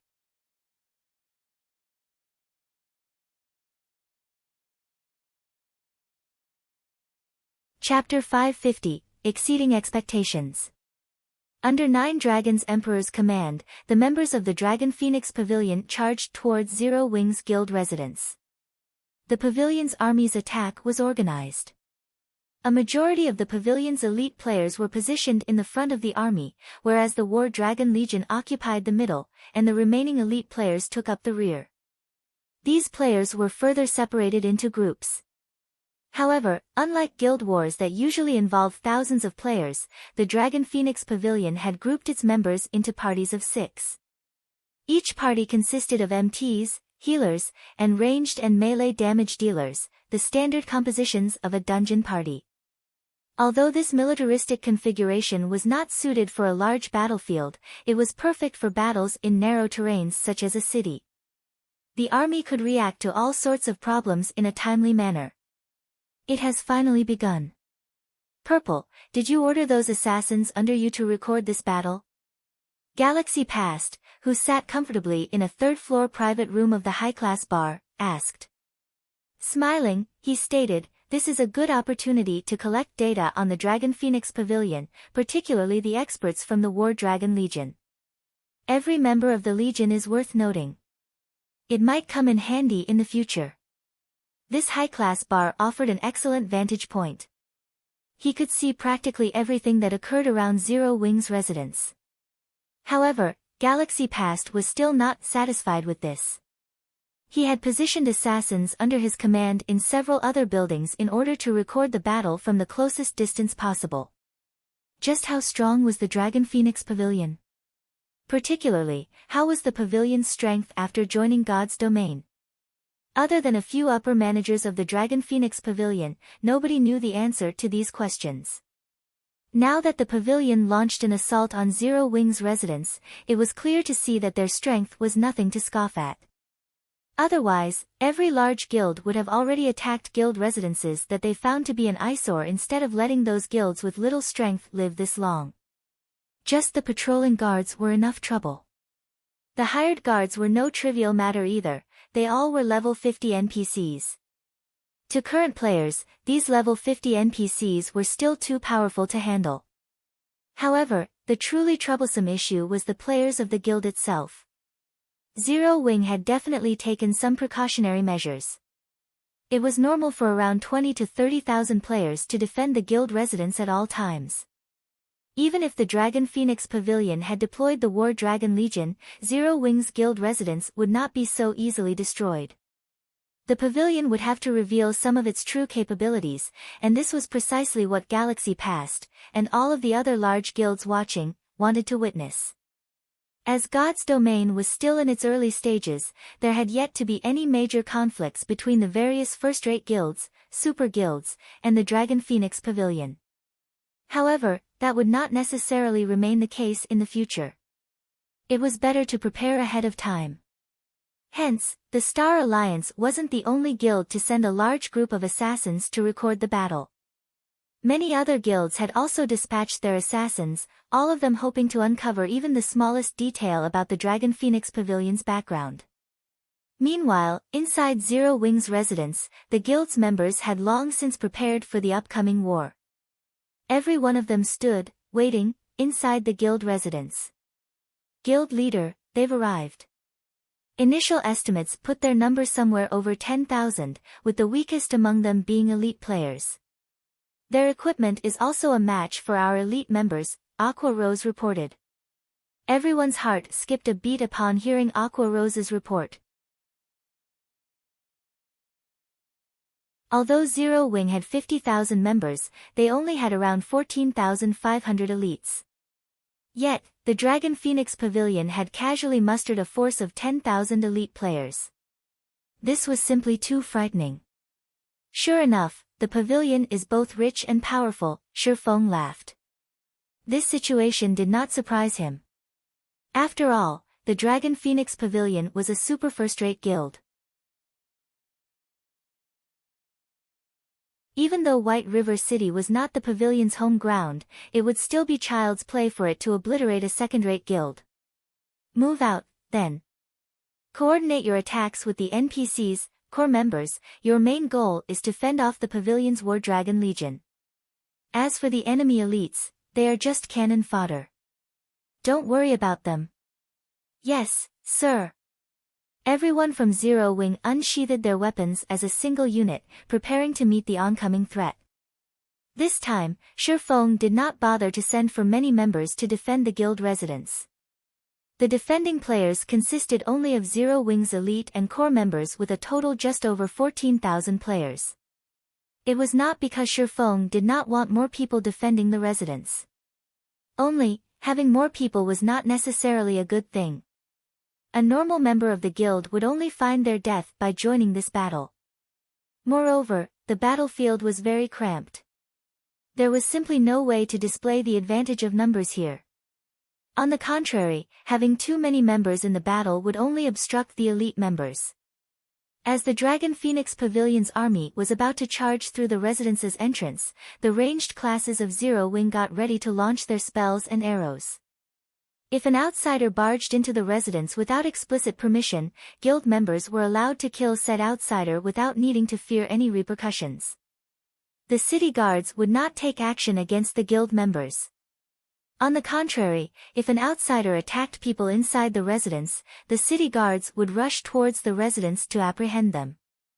As elemental mana began to gather above Zero Wing's residence and patrolling city guards began to charge over, Nine Dragons Emperor suddenly shouted, "Activate the scrolls." Suddenly, several MTs at the forefront of the army revealed black magic scrolls that they had kept hidden for quite some time now. The MTs immediately unfurled the scrolls and activated them. In the next moment, the elemental mana filling the space above Zero Wing's residence started going berserk. Curse Scroll. Shi Feng was genuinely surprised when he saw the magic scrolls in his enemy's hands. Magic scrolls fit into various categories. However, the rarest had to be ones that carried curses. This was a type of forbidden spell. All curses possessed an astonishing might, and it was not easy to turn it into a magic scroll. Hence, it was extremely difficult to obtain even one curse scroll. Yet, the Dragon Phoenix Pavilion had actually managed to reveal 4 such scrolls. It was simply inconceivable. At this moment, however, even Nine Dragons Emperor's face twitched slightly. 4 curse scrolls. He had only managed to obtain these 4 scrolls after gathering the entirety of the Heavenly Dragon Pavilion's power. Now that he was using all of them in one go, and on a small, nameless guild no less, even he felt the sting of the loss. 4 curse scrolls. Consider this your burial, Zero Wing. Nine Dragons Emperor smiled faintly at the dark clouds gathering in the sky. Suddenly, black rain began to fall. As if these black raindrops had lives of their own, they attached themselves to all players caught within the spell's vicinity. Dark God's Descent. Shi Feng paled instantly. Although he wanted to defend against this spell, Dark God's Descent was unblockable. Even if he had magic immunity, it wouldn't change a thing. Dark God's Descent was a silencing curse. With 4 of these curse scrolls being used simultaneously, the forbidden spell's effective radius and duration increased significantly. It was definitely an efficient weapon for team battles. At this moment, a Dark God status imperceptibly appeared in everyone's status window, the duration lasting for 1 full hour. In other words, within the next hour, any players within the curse's effective radius were unable to use any of their spells. They could not even use the tools they had inside their bags. To put it simply, players could only participate in melee combat. The Dragon Phoenix Pavilion had obviously prepared these curses as a countermeasure for large-scale destruction spells and NPCs. Blood Dragon, lead some elites to pin down the patrolling guards and let Martial Dragon handle the rest, Nine Dragons Emperor ordered. He then turned to look at Chaos Dancer, saying, "Let's go. We'll watch the show from upstairs." After receiving the command, Blood Dragon led the elite players, who were positioned at the rear line and remained unaffected by the Dark God, and charged towards the 10 level 150 patrolling guards at the same time. Martial Dragon shouted, "Kill! Annihilate Zero Wing! Leave not a single player alive!" The War Dragon Legion suddenly charged into Zero Wing's residence. As for the other elite players, they were tasked to delay the residence's NPC guards. When silenced, an expert strength stepped into the spotlight. When the War Dragon Legion's 1,000 members charged into Zero Wing's 10,000 plus elite members, they were like wolves among a flock of sheep. Immediately, the members of the War Dragon Legion started a slaughter. At this point, Zero Wing possessed more than 400 Tier 1 players. It had more Tier 1 players than every guild in White River City combined. Naturally, all those capable of becoming Tier 1 classes at this stage of the game employed powerful techniques. Even if they were not yet experts, they were not far from that hurdle. Zero Wing's members were also famed for having amazing equipment. Even if their techniques were lacking, they could make up the gap with their equipment. In front of absolute strength, all manner of tricks were useless. Even so, Zero Wing possessed far fewer experts than the Dragon Phoenix Pavilion. Not to mention, the members of the War Dragon Legion were experts who had undergone careful screening. Do you think we're that easily bullied? All guards, to the lines. Shi Feng commanded. Suddenly, an additional 200 Tier 1 NPCs emerged from the guild hall. Moreover, these Tier 1 NPCs were all melee classes.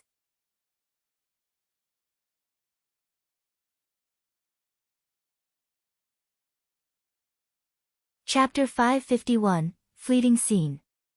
The originally imposing Dragon Phoenix Pavilion members were immediately shocked by the appearance of the 200 level 50 Tier 1 NPCs. Nine Dragons Emperor, who watched the battle from afar, also wore a grim expression. Didn't the reports say that they only had around 50 plus NPCs? Nine Dragons Emperor turned to the intelligence agent beside him. Snapping, he yelled, "Just what have you all been doing? You failed to report on 200 Tier 1 NPCs. Tell me. What is going on here?" A single level 50 Tier 1 NPC was very difficult to deal with. Each one required a team of elite members to pin down. Now that there was an additional 200, this would greatly affect his plans. Suddenly, cold sweat appeared on the forehead of the reconnaissance unit's leader. He was so frightened he could not utter a single word.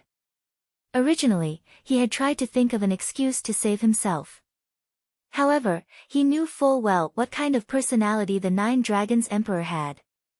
The more he tried to justify himself, the graver the consequences would be. Forget it. You won't have to do your job anymore. Someone will replace you in the future. Nine Dragons Emperor waved his hand, having his subordinates escort the recon leader out of the building and dismissing him from the Dragon Phoenix Pavilion. Chaos, instruct the Blood Legion to send help. With the Blood Legion's strength, they should be able to hold back 200 NPCs. At this moment, Nine Dragons couldn't care less about how Zero Wing had managed to obtain all of these NPCs. He had no choice but to involve the originally inactive Blood Legion in the battle. Understood. This subordinate will lead them over now. Chaos Dancer nodded and smiled. A short moment later, the 1,000-strong Blood Legion, which had been on standby, charged into Zero Wing's guild residence. Meanwhile, the various large guilds watching the battle from afar were also shocked by the sudden change. Sure enough, Zero Wing is quite capable. With so many Tier 1 NPCs, even the Blood Legion will not be able to hold them off for long. After all, each level 50 Tier 1 NPC is the equivalent of a level 50 Special Elite. Galaxy Past sighed.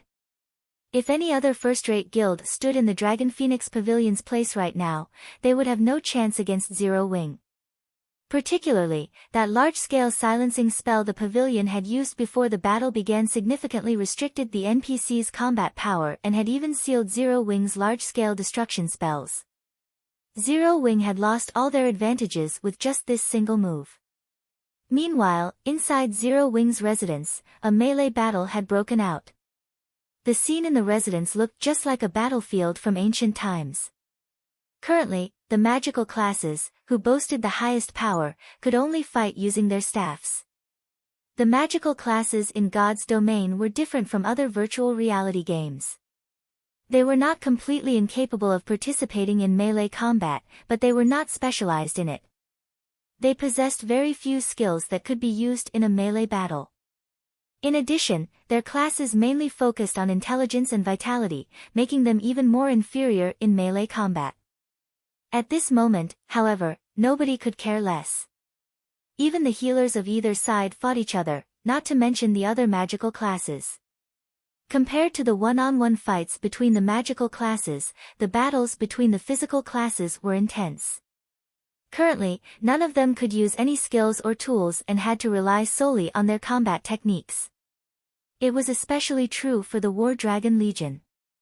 A majority of the War Dragon Legion members consisted of physical classes, and everyone was an expert among experts.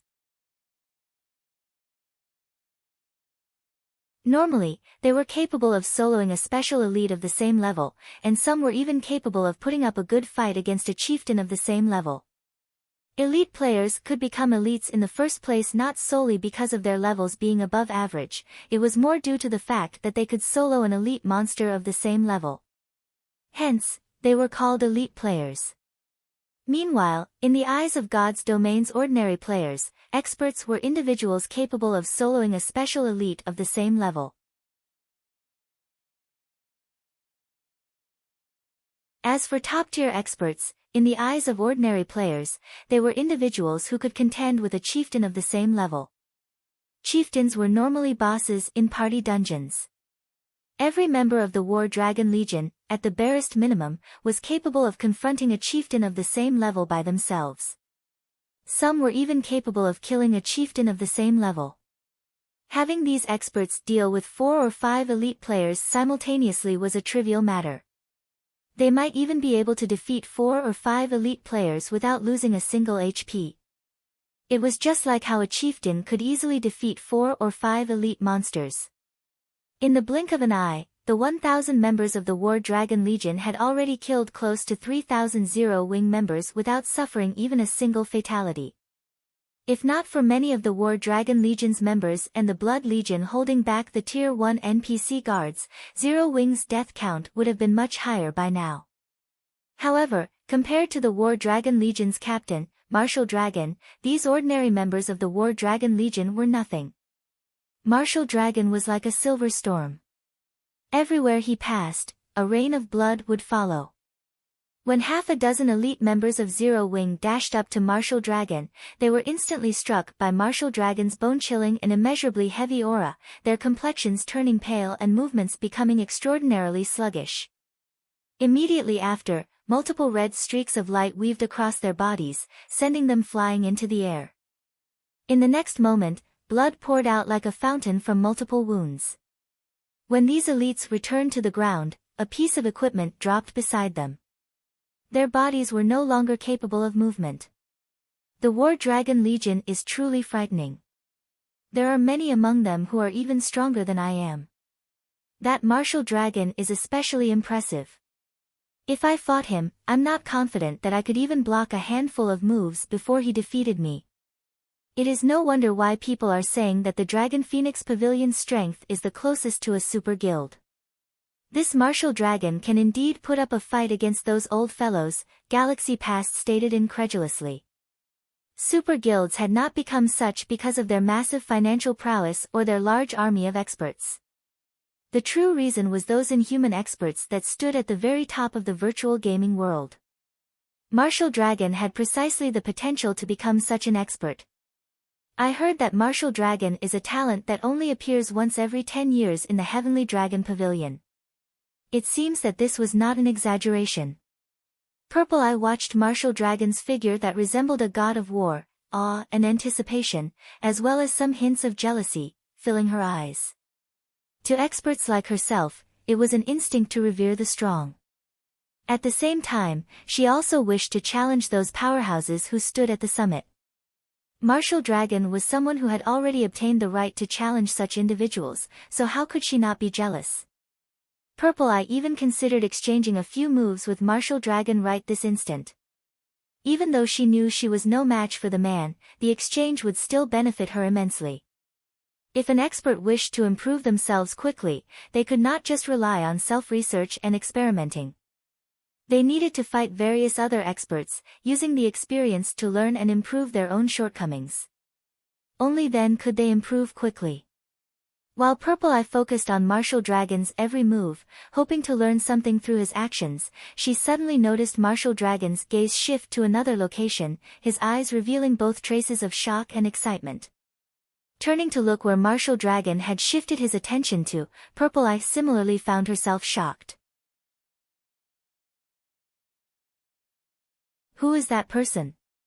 Purple Eye's small mouth widened as if she had just seen a ghost. She had just watched 3 War Dragon Legion members die instantly. That's right. All three of them were killed in the blink of an eye. Moreover, they were the experts of the War Dragon Legion, not some noobs that could be found on the streets.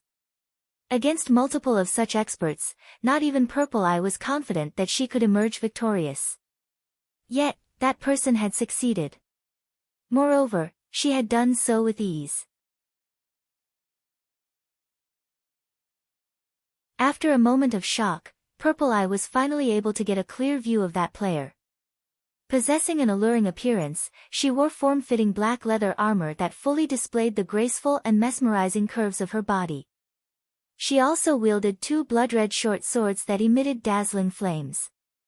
At this moment, it was as if she stood at the center of Zero Wing's residence.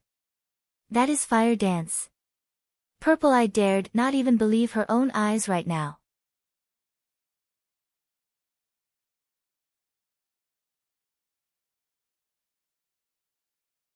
Chapter 552, Enviable Zero Wing. Purple Eye repeatedly rubbed her eyes and did a double take at the alluring figure. In the end, she was 100% sure she had not seen wrong. Why is this so different from what was reported? Purple Eye had read many reports on Zero Wing. The Star Alliance had gathered on every noteworthy expert in Zero Wing. There were also videos of every one of these noteworthy experts. Fire Dance was one of the few most noteworthy experts in Zero Wing. Hence, Purple Eye had a very good understanding of Fire Dance's strength. However, the data on Fire Dance had only noted her as a top-tier expert and that she was only barely able to contend with a chieftain of the same level.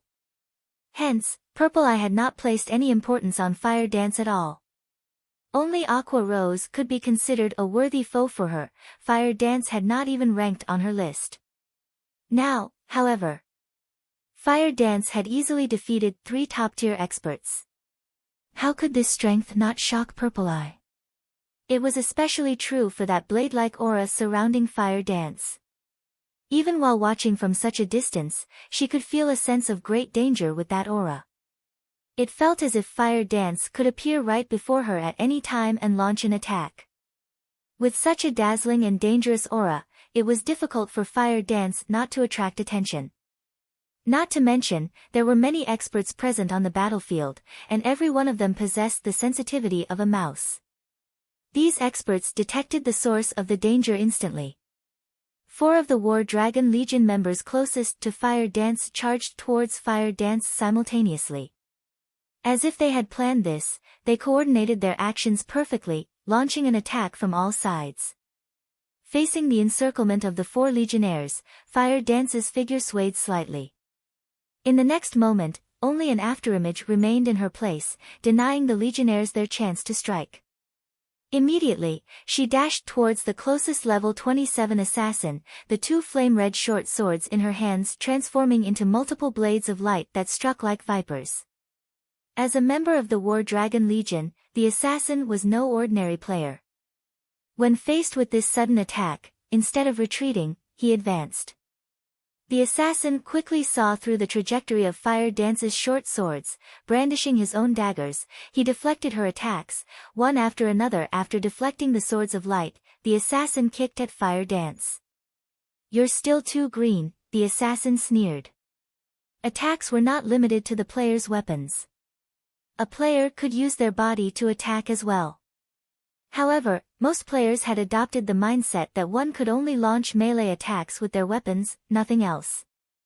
Hence, they would normally focus their attention on an enemy's weapons and hands.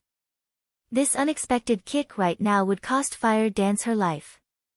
At this moment, however, a berserker, who was a short distance away from the assassin, shouted, "Little Six, behind you."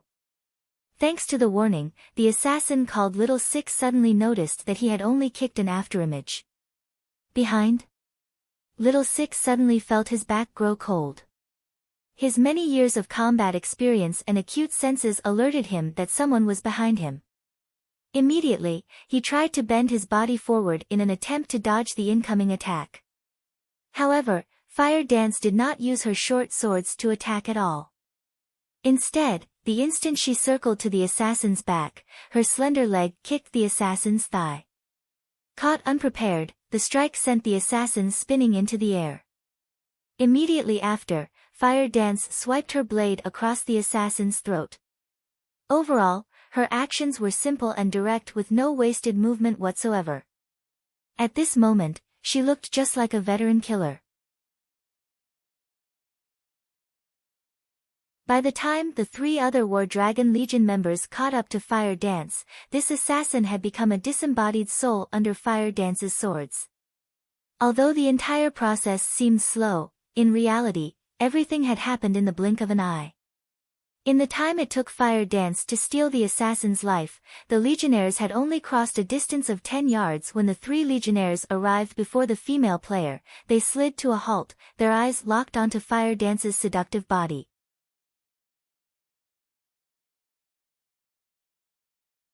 At this moment, they no longer dared to approach this charming, yet deadly assassin casually. Purple, why haven't I heard anything about this Fire Dance? She can actually slaughter 3 War Dragon Legion members so easily. Even now, facing 4 legionnaires simultaneously, she dealt with one of them swiftly. Could she be a new talent that some super guild has recently nurtured? Galaxy Past asked, unable to help his shock. As the guild leader of a first-rate guild, he was very well informed regarding the virtual gaming world. Even so, from the information he had received, there was no news about a character named Fire Dance. However, his knowledge of super guild's activities was limited. As Purple Eye was someone who had come from a super guild, she should have a better understanding of super guilds. Moreover, judging from how Fire Dance had defeated the members of the War Dragon Legion so efficiently, she definitely wasn't someone new to gaming. Normally, only experts nurtured by super guilds possessed such outstanding skills. Guild leader, although I, too, think that she might be a new talent from some super guild, from what I have seen of her techniques, I can say with certainty that no super guild has nurtured her. Her every move looks more like she is fighting a real battle. Her attacks do not resemble combat techniques used in a virtual reality game, Purple Eye said, a bitter smile on her face. That makes sense. Galaxy Past nodded, a hint of jealousy surfacing in his heart. Why was he jealous? It was because Fire Dance wasn't the only person performing exceptionally on this battlefield. There was also the Guardian Knight Cola, the assassin Flying Shadow, and many other members of Zero Wing. The combat power each of them displayed was extraordinary. Only, Fire Dance shone brightest of them all. Zero Wing could not even be considered a second-rate guild, yet it possessed so many experts. Hence, how could he not grow jealous? So what if Zero Wing has a lot of experts? So what if you can pick a fight with first-rate guilds? Now that you've offended the Dragon Phoenix Pavilion, today will be your last. Watching the battle from afar, while Feng Xianyang was envious, he also celebrated Zero Wing's misfortune. Inside Zero Wing's residence, although Fire Dance and the other core members of Zero Wing were wantonly slaughtering the members of the Dragon Phoenix Pavilion, at the end of the day, its enemy was still the Dragon Phoenix Pavilion. As the strongest legion in the Heavenly Dragon Pavilion, the War Dragon Legion would not be taken down by just a few experts. Immediately, a large number of experts began to circle Zero Wing's few top-tier experts. However, Fire Dance's situation was slightly unique from the others. Only one person came forth to deal with her. This person's appearance immediately attracted many people's attention. He was none other than the War Dragon Legion's commander, Martial Dragon, the man that stood at the apex of the War Dragon Legion. You're very skilled. Join the War Dragon Legion. I guarantee that you will immediately become one of its party leaders. After some training, you can even become the vice commander, Martial Dragon proposed as his gaze took in Fire Dance's figure. The members of the War Dragon Legion were stunned. They had never thought that Martial Dragon's evaluation of Fire Dance would be so high as to offer her the position of vice commander. The highest position in the Heavenly Dragon Pavilion belonged to the Pavilion Master, and following that was the commander of the War Dragon Legion. As for the vice commander, that person would definitely be the third most influential person within the Heavenly Dragon Pavilion. There were countless experts within the Heavenly Dragon Pavilion hoping to climb the ladder to become the vice commander. And now, That position was already at Fire Dance's fingertips. You sure are insincere.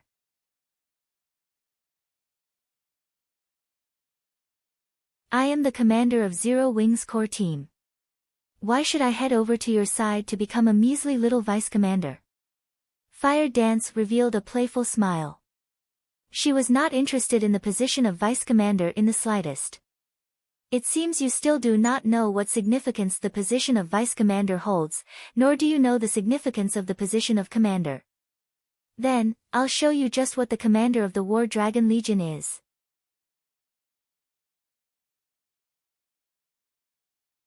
Martial Dragon was not at all angered by Fire Dance's refusal. Unsheathing his blood-red greatsword, step after step, he slowly walked towards Fire Dance. With every step that Martial Dragon took, the aura surrounding his body grew stronger. The instant Martial Dragon reached 10 yards away from Fire Dance, the latter almost retreated several steps instinctually, increasing the distance between them. At this moment, Fire Dance's expression had become extraordinarily grim, as if she were greeting a great enemy. Oh. Sure enough, I wasn't mistaken. You are able to see it, Martial Dragon laughed, becoming more satisfied with Fire Dance.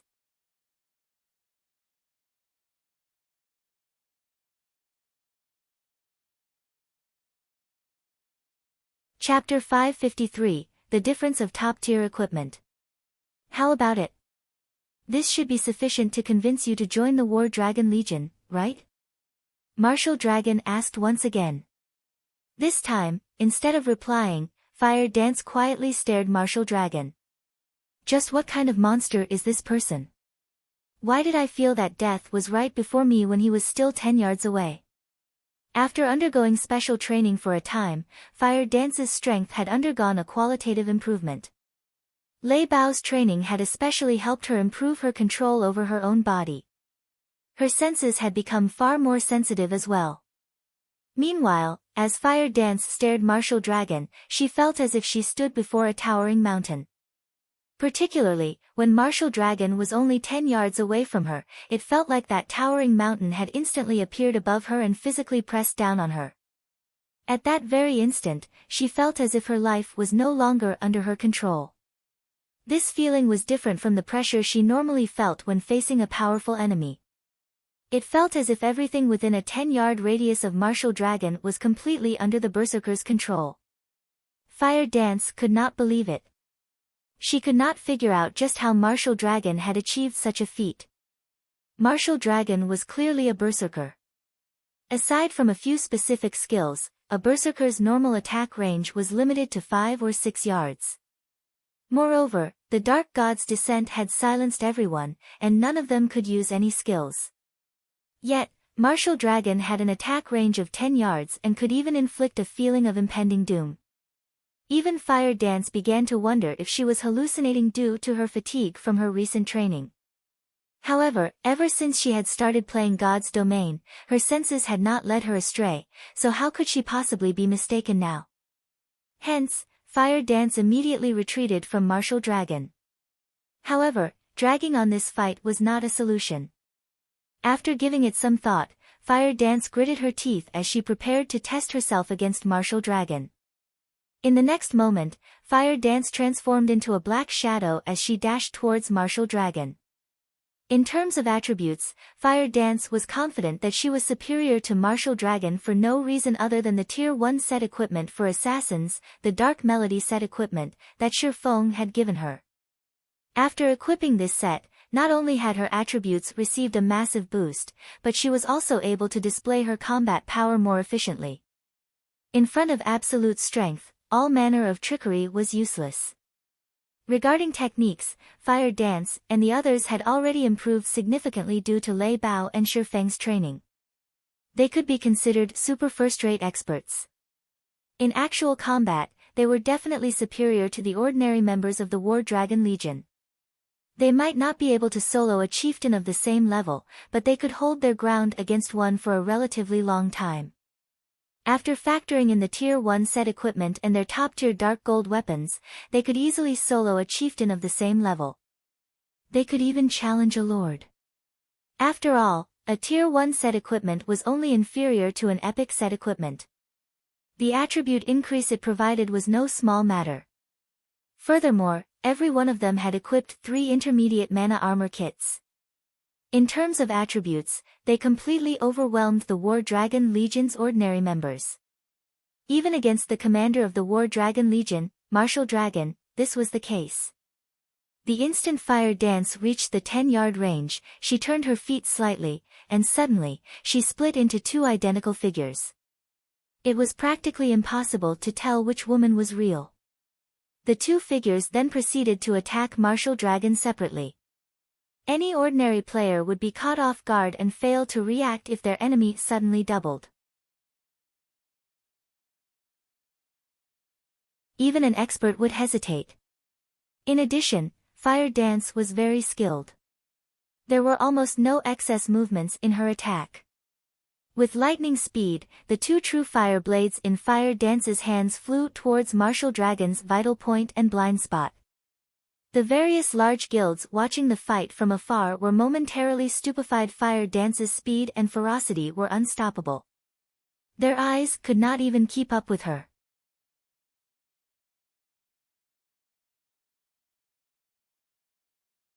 Even an expert would be finished.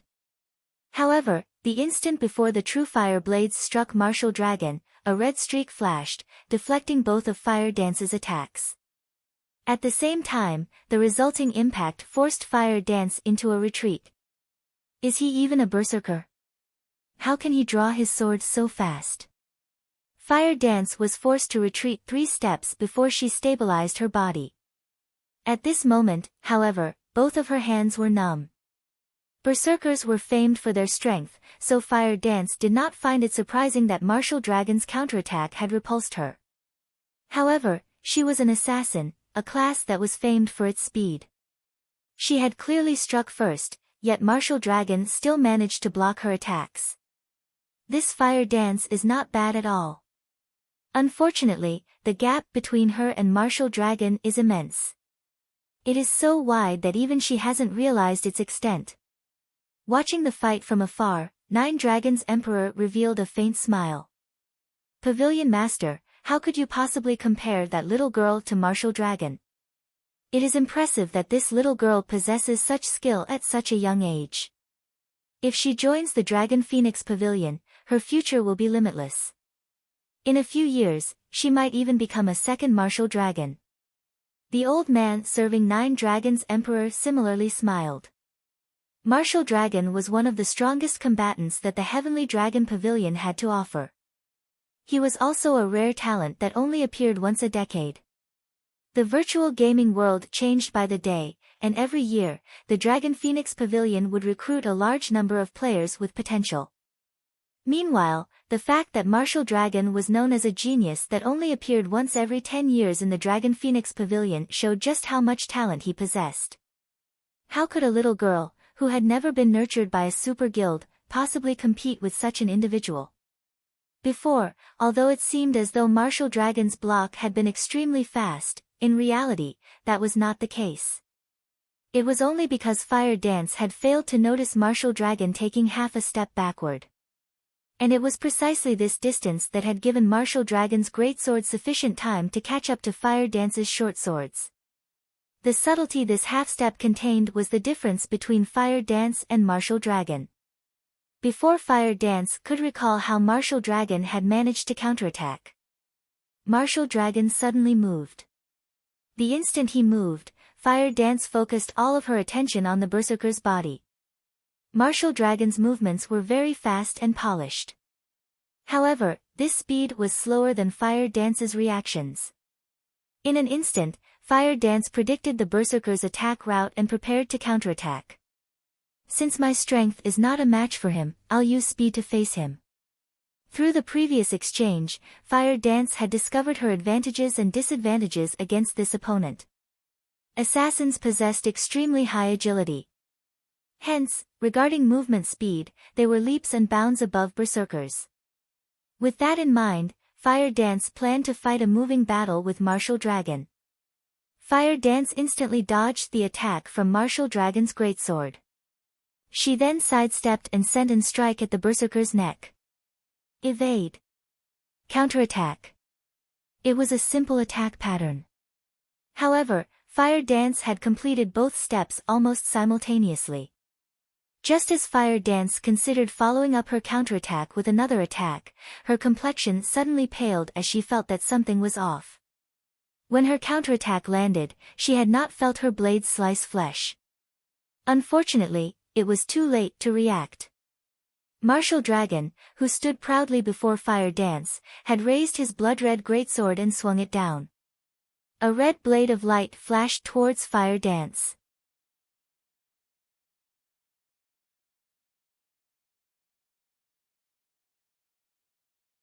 However, he quickly discerned the reason why he was unable to kill the assassin with a single hit.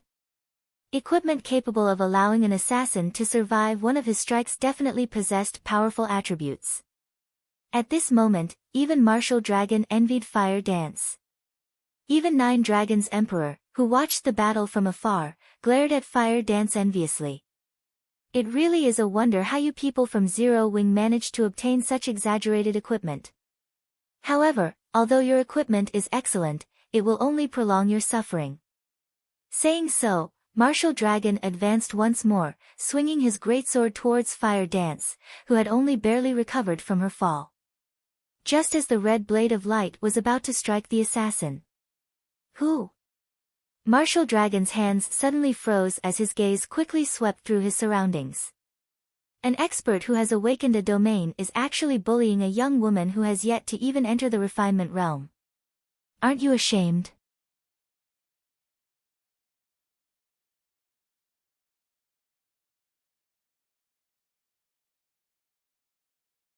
Chapter 554, Overwhelming Attributes.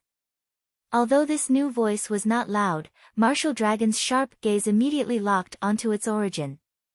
In the direction Martial Dragon was looking at, a plain-looking man in armor slowly emerged the warring crowd.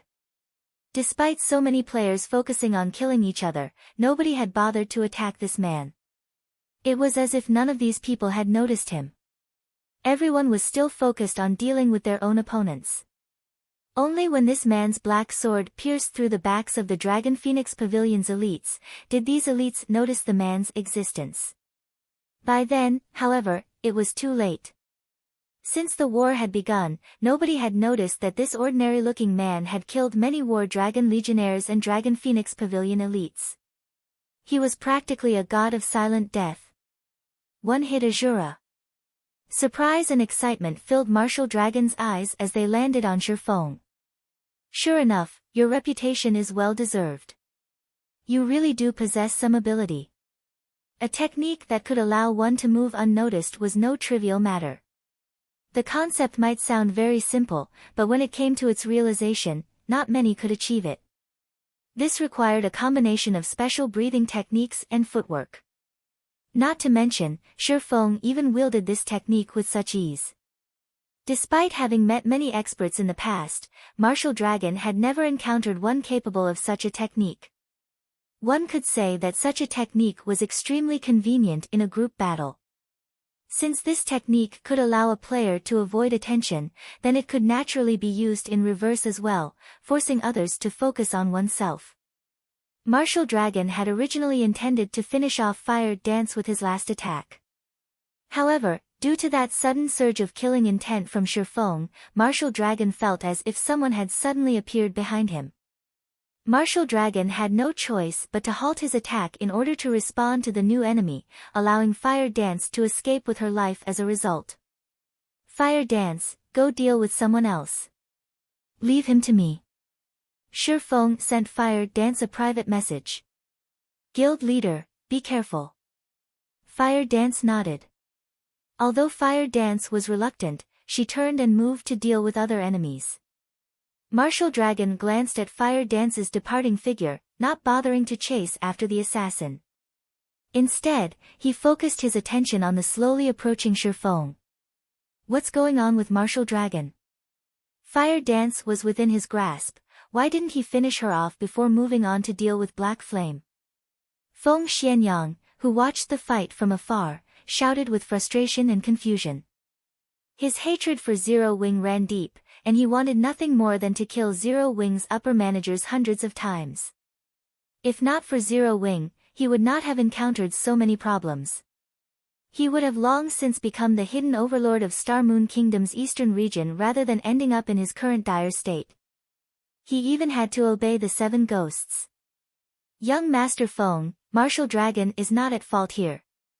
It isn't because Martial Dragon didn't wish to finish her off, but because he couldn't, Third Ghost said, laughing bitterly. He then explained, Fire Dance is much faster than Martial Dragon. If she focuses on running away, even Martial Dragon cannot catch her. Not to mention, Black Flame has currently locked onto Martial Dragon. If he attempts to chase after Fire Dance, he will reveal a gap in his defense, giving Black Flame an opportunity to attack. Black Flame's combat power is astounding. He is far above Fire Dance. Moreover, that technique that makes others ignore his presence is also the perfect technique for assassinations. If Martial Dragon focused on Fire Dance, it is very likely that he would feel the bite of Black Flame's sword. How could Martial Dragon possibly dare to focus on Fire Dance? Then, are you saying that there is a possibility that Black Flame will defeat Martial Dragon? Resentment boiled up in Feng Xianyang as he listened to Third Ghost's words. In the beginning, Black Flame had been a nobody, insignificant, while he was a member of Underworld. Black Flame had spoiled his good fortune many times, yet, the more he fought Black Flame, the more he discovered how helpless he was against the man.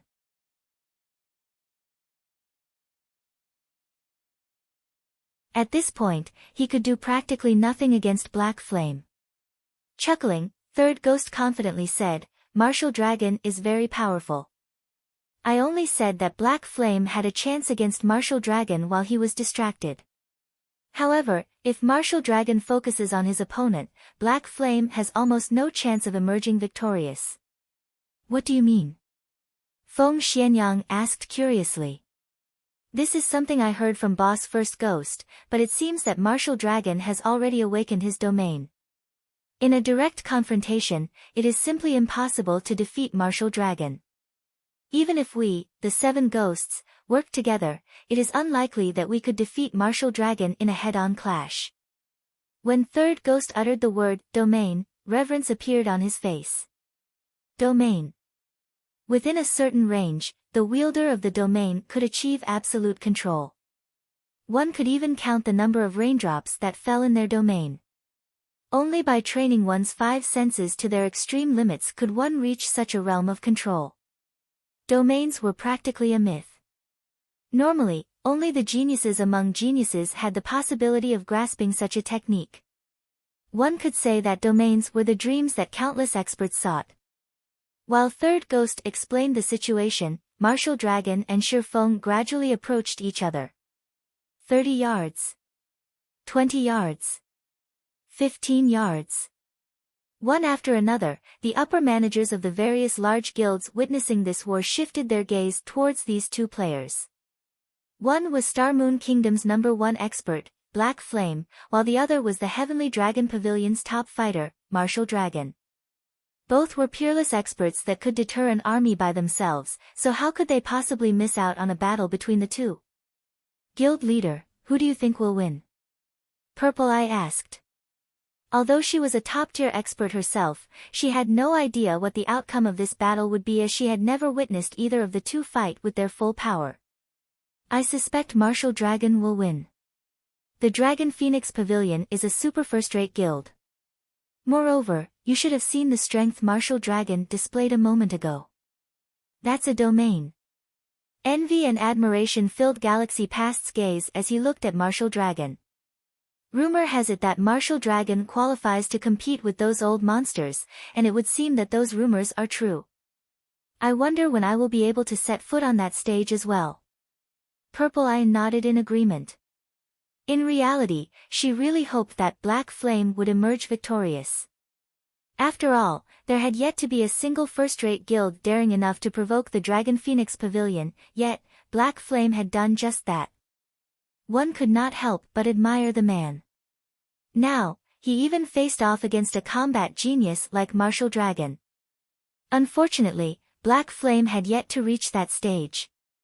Moreover, the difference in the number of experts between Zero Wing and the Dragon Phoenix Pavilion was simply too huge. There was no room for Zero Wing to resist. When there was only a distance of 10 yards, Shifeng suddenly stopped. "Why aren't you advancing?" Martial Dragon stood proudly, his gaze fixed on Shifeng. With a disdainful look, he asked, "Or do you intend to run away?" Shifeng remained silent, paying no heed to Martial Dragon's provocation. "Since you aren't going to come to me, I'll go to you." Martial Dragon brandished his greatsword and dashed towards Shifeng like a fierce tiger, his body carrying an overwhelming momentum that pressed down on Shifeng. Yet, Shifeng remained motionless as he welcomed Martial Dragon's attack. Martial Dragon took no time at all to cross the distance of 10 yards. Arriving before Shifeng, Martial Dragon swung his blood-red greatsword, the weapon transforming into a streak of red light as it slashed towards its target.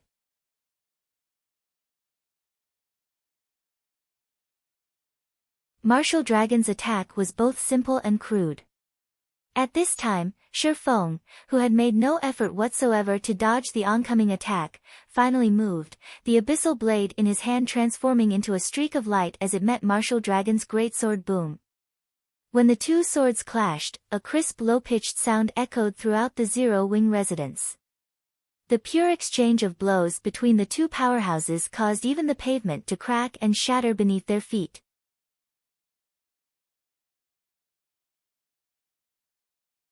Martial Dragon was abruptly forced to retreat by 5 steps, the numbness in his arms spreading to his scalp. Martial Dragon then shifted his gaze to Shifeng, and what he saw left him stupefied. Shifeng stood steady in his original position like an immovable mountain. The difference in their strengths was obvious.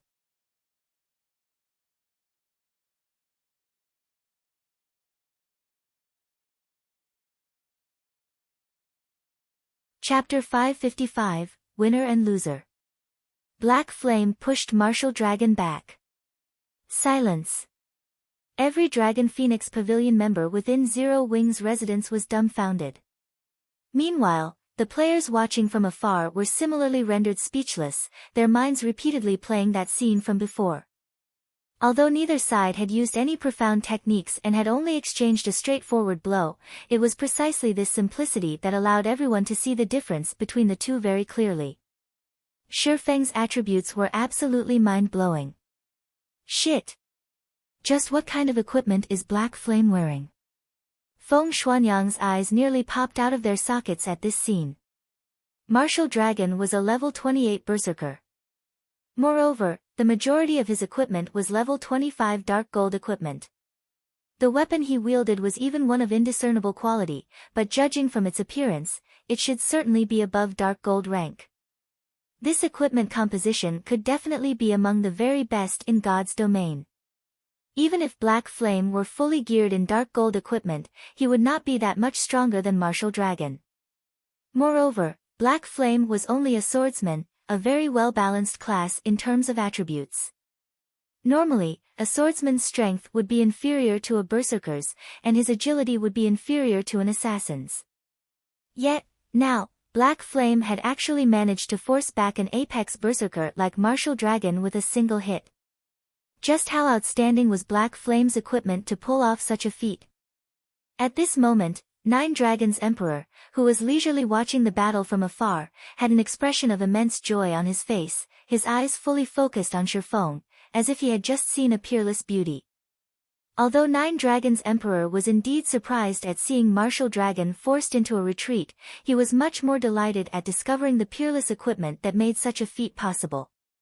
Uncle Chen, order the ones below to obtain Black Flame's equipment.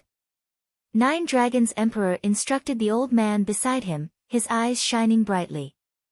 Understood. The old man addressed as Uncle Chen immediately made a bow and left his position.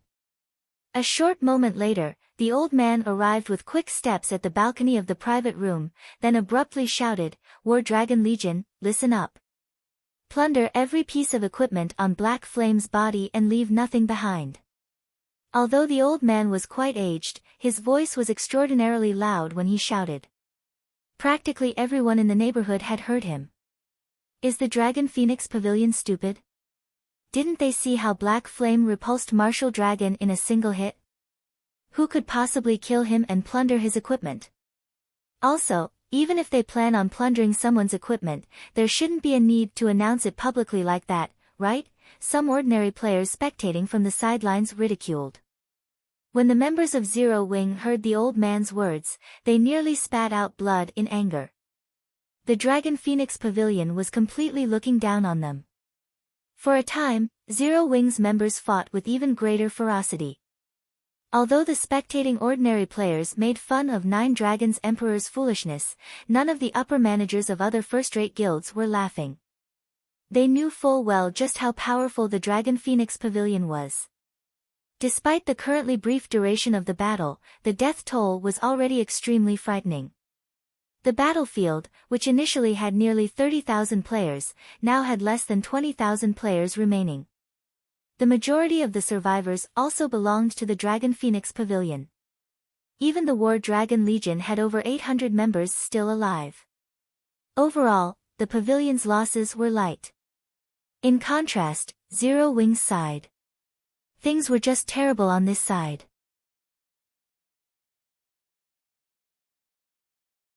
Many elite members had died, and only 200 or so Tier 1 players remained. Zero Wing had lost nearly half of its main combat power.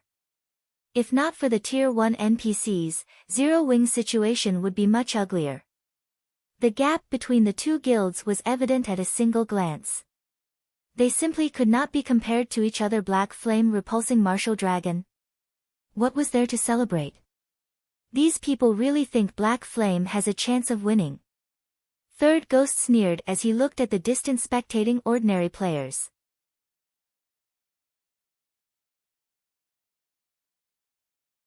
That was the Dragon Phoenix Pavilion Zero Wing was going up against, a super first-rate guild in the virtual gaming world. Moreover, the pavilion had even sent out its War Dragon Legion this time around.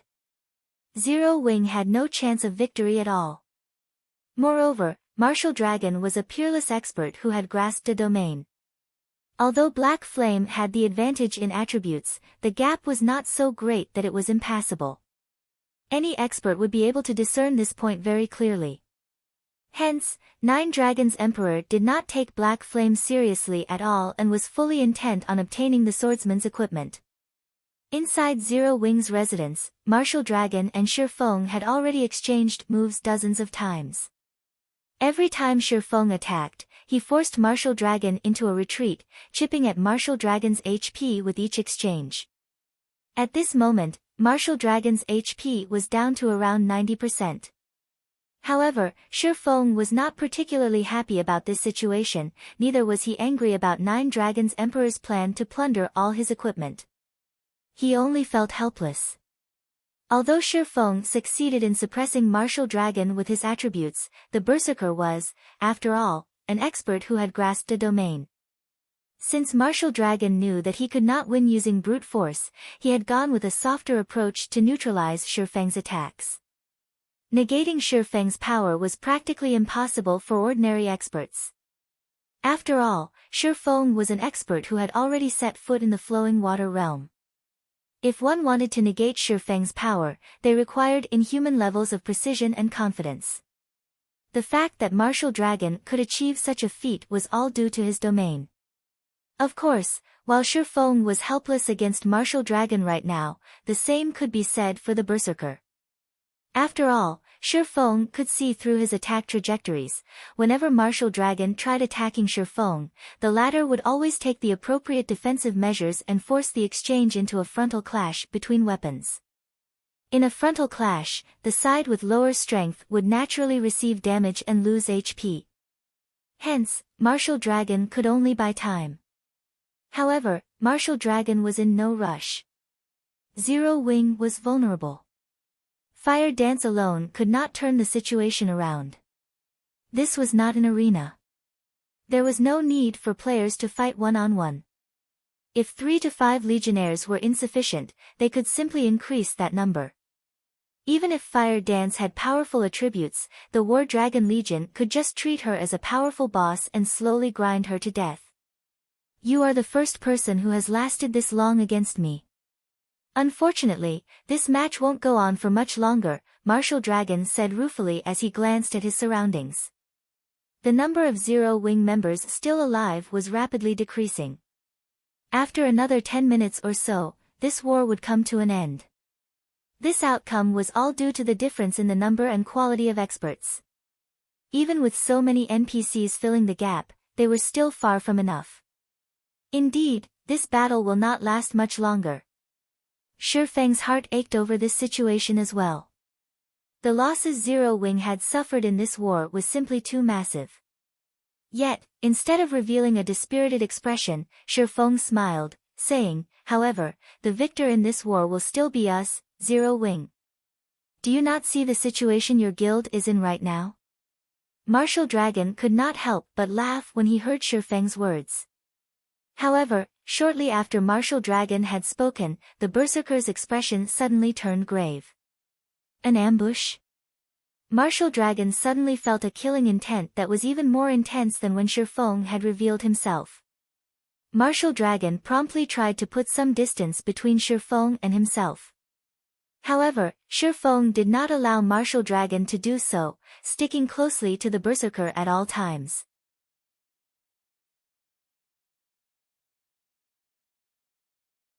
In terms of speed, Martial Dragon was simply no match for Shifeng. Just as Martial Dragon faced Shifeng's barrage of attacks, the shadow of a figure suddenly appeared behind Martial Dragon.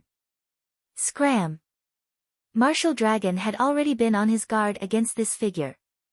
Tightening his grip on his greatsword, he swung the weapon towards his back with all his might, the weapon itself transforming into a streak of red light.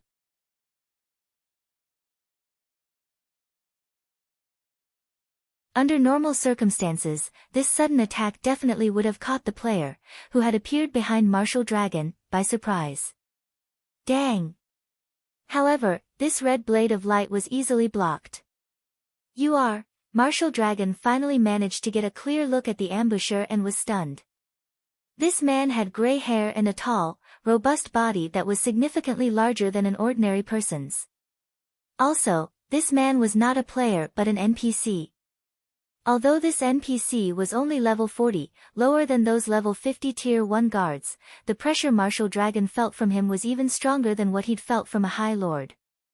However, Martial Dragon had no time to ponder the identity of this NPC, because the moment this NPC swung his sword, over a dozen wind blades flew at Martial Dragon from all sides. Only Shifeng knew what this skill was. Tier 2 sword skill, Wind Roar. This skill could not be blocked and could only be dodged. But Martial Dragon no longer had time to dodge right now. In the blink of an eye, multiple wind blades devoured Martial Dragon, his 6,000 plus HP instantly bottoming out with not a single point remaining. The ambusher was none other than Shifeng's personal guard, Kite. Only, at this moment, Kite had already recovered his original strength. No longer was he a tier 1 swordsman but a tier 2 sword master. Instead, you're tuning into the Blissful Bookshelf YouTube channel. We're so grateful for your support, and don't forget to subscribe to join us on this incredible journey through captivating stories. Your generosity through donations truly makes a world of difference, as it's the primary source of revenue that allows me to expand and enhance this channel for you. Thank you from the bottom of my heart for being a part of this adventure.